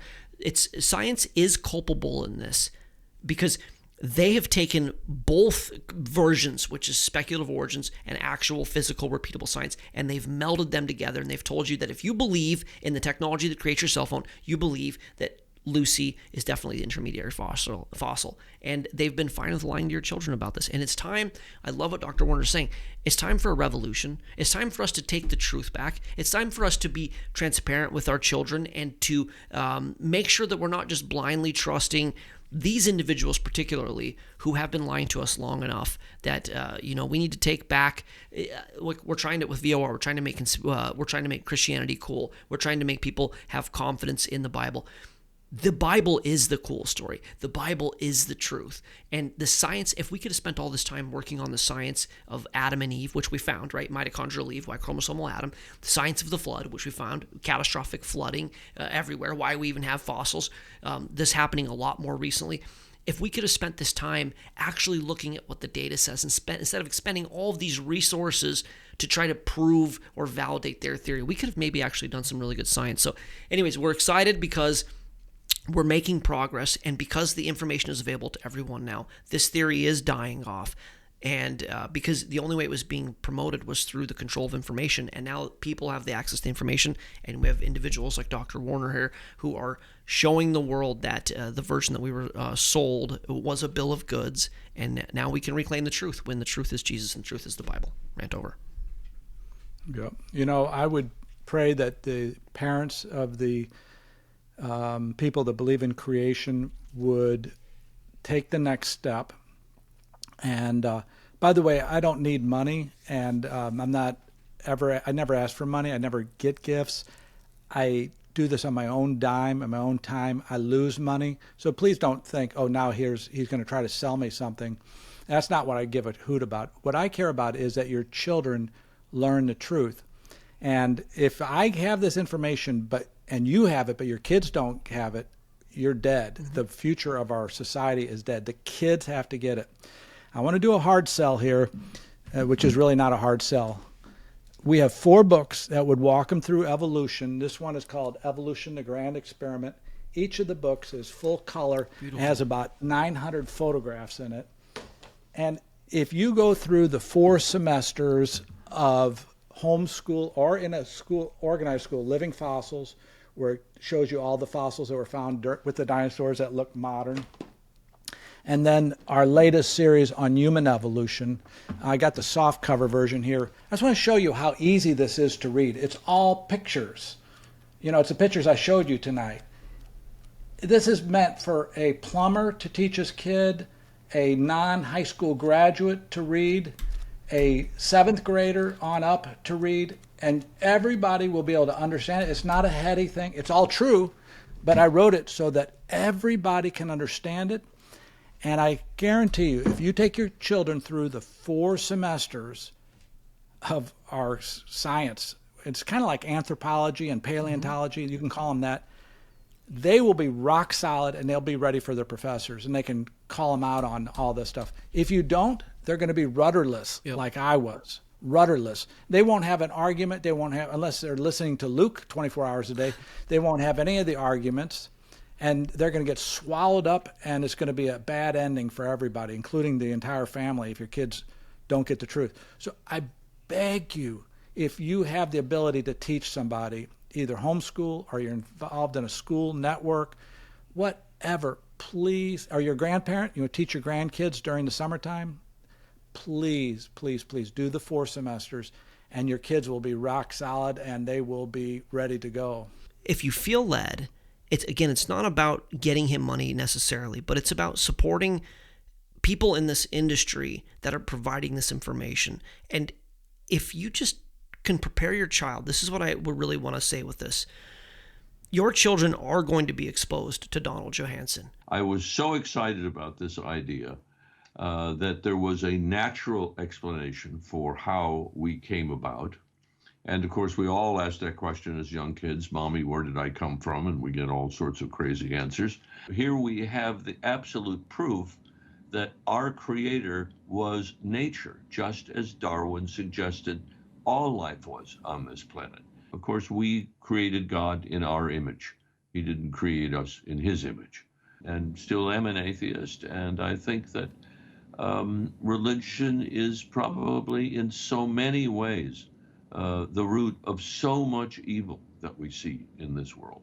Your children are going to be exposed to these lies, to Haeckel's embryos and, whatever other thing.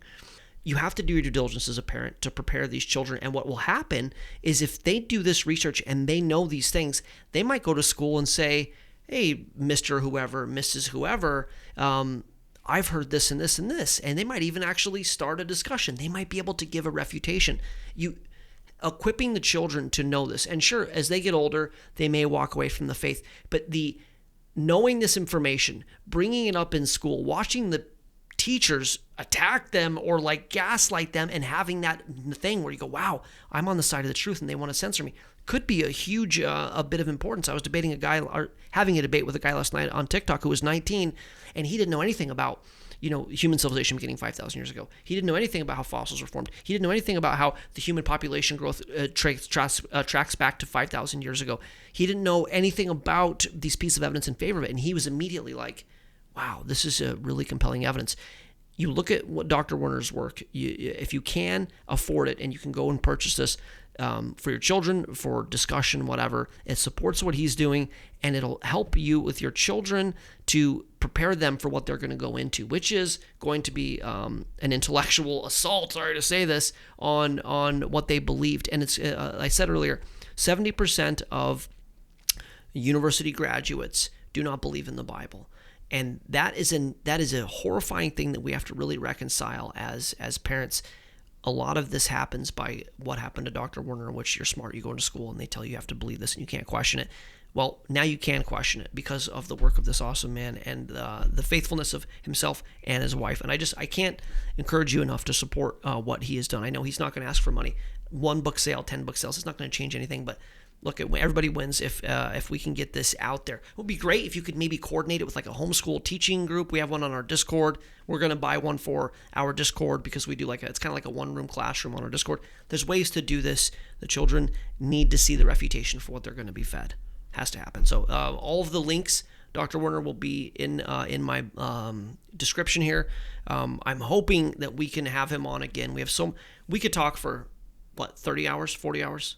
Whatever, easily. And I'm sure it'd be engaging. But again, he's down the road that I'm on. I've been on this for about 3.5 years. He's been doing it for 30 years. But he has done things by when he talks about who he knows, and I know this guy, I know that guy. He's been on an airplane, been into the museums. He's talked to these individuals. Remarkable life. I'm so grateful that you chose to answer this calling and that you did the work that you did. I know God is going to see your faithfulness, and we need more Dr. Werners out there. So thank you from the bottom of my heart for the work that you've done, for coming on to the show to share your knowledge with me. I am not worthy, like Wayne's World. I'm not worthy, but I'm so grateful to have you on here, Dr. Werner. This is crazy. I am not worthy. And, I don't need anybody's money, but I do need you to educate your kids. Yes. That would make my heart joyous, because there's going to be a whole group of kids that we've already 28,000 people have already read our volume 1. 28,000. Wow. There's a whole generation of kids that have been brought up with that book, and we're going to have this big revival, Amen, change of the world because in 2024 all of naturalism collapsed, and that's the last thing I'm going to say. I would like to just leave on that note because it was such a good succinct ending, but I'm going to drag it on for just another minute because I promised to show you this. This is me being selfish. I want to get Dr. Werner's reaction to this because I'm almost certain that he hasn't read this quote. Now, Dr. Werner, in his many other presentations, he's very familiar with Thomas Henry Huxley, Darwin's bulldog. The X Club and scientific materialism was promoted by them. They took over the intellectual capital of the world, they said, through science and through this agenda. They were racist, eugenicists, ethnologists, Ota Benga, Madison Grant, William Fairfield, Henry Fairfield Osborn, all these individuals. So they were all friends. You had Darwin, you had Lyell. Lyell said he wanted to free science from Moses. He's the uniformitarianist who convinced the world that the Grand Canyon was definitely formed by that tiny river. And then Haeckel, who was unfortunately, and again, Werner has talked about this extensively, the National Socialist Party of Germany used his philosophy, this idea that the white Europeans were the height of evolution and everyone else was subhuman. Most dangerous, I mean, this man may have literally been responsible for what happened in Germany in the 1940s. I guess I can say it on YouTube. I can't say it on TikTok. I'll get banned. The Nazi regime, Adolf Hitler, the terrible thing that he tried to do by exterminating everybody who was, not racially pure. This all comes from Ernst Haeckel. Ernst Haeckel had the forgeries. Haeckel's forgeries were on. Dr. Werner learned about the forgeries when he was in school, even though it had been debunked. These guys were all friends. And this is a letter that I found, Dr. Werner. I just want your response on this. This is Thomas Henry Huxley writing to Ernst Haeckel. Did you know that they actually knew each other? I didn't. It doesn't surprise me because they're about the same time, but I did not know that. Do you think they were chummy? You think by chance they were friends? That they got? Oh, you would think they'd be great friends. Okay. This is Thomas Henry Huxley to Ernst Haeckel from his address, 4 Marlborough Place. My dear Haeckel, writes Thomas Henry Huxley, this must reach you in time to wish you and yours a happy new year in English fashion. Gives him a blessing. May your shadow never be less, and may all your enemies, unbelieving dogs who resist the prophet of evolution, be defiled by the sitting of jackasses upon their grandmothers' graves. This is the kind of relationship that they had. This is what, it's hard to even imagine that this actually happened, but he wrote to them, may your shadow never be less, and may all your enemies, which is myself and yourself, Dr. Werner, we are the enemies of Dr. Haeckel, which is great, a great place to be. We're unbelieving dogs who resist the prophet of evolution. If you don't think that the evolution is a religion, we could go deep into that, but we're not going to here. It is a religion. They have their priests, their evangelists, their prophets. And according to Haeckel, or according to Thomas Henry Huxley, Haeckel, thank you, Rooster, Haeckel is the great prophet of evolution, and cursed be anybody who defies him in his power. It is a religion. It's a religion of selfishness and racism and consumer materialism, rooted in anti-theism, and it is dangerous. It is arguably the most dangerous religion that's ever been promoted through humanity. So let's get our kids out of it. Let's get them back to the truth of the Word of God. Jesus is the way. And look, loving your brother, serving everyone around you, being faithful to your spouse, doing the right thing when nobody's looking. This is very much what we need in society. Not convincing everyone that they're animals in a meaningless universe, and whoever's the most fit and destructive and cunning rises to the top. It's been very bad for humanity, and we need to get out of this. We need to get back to the Bible. So with your work, Dr. Werner, and in God blessing all of our endeavors, maybe we can get there. Amen. All right, brother. Thank you for coming on. Hopefully we'll have you on again. God bless you. Thank you, Luke.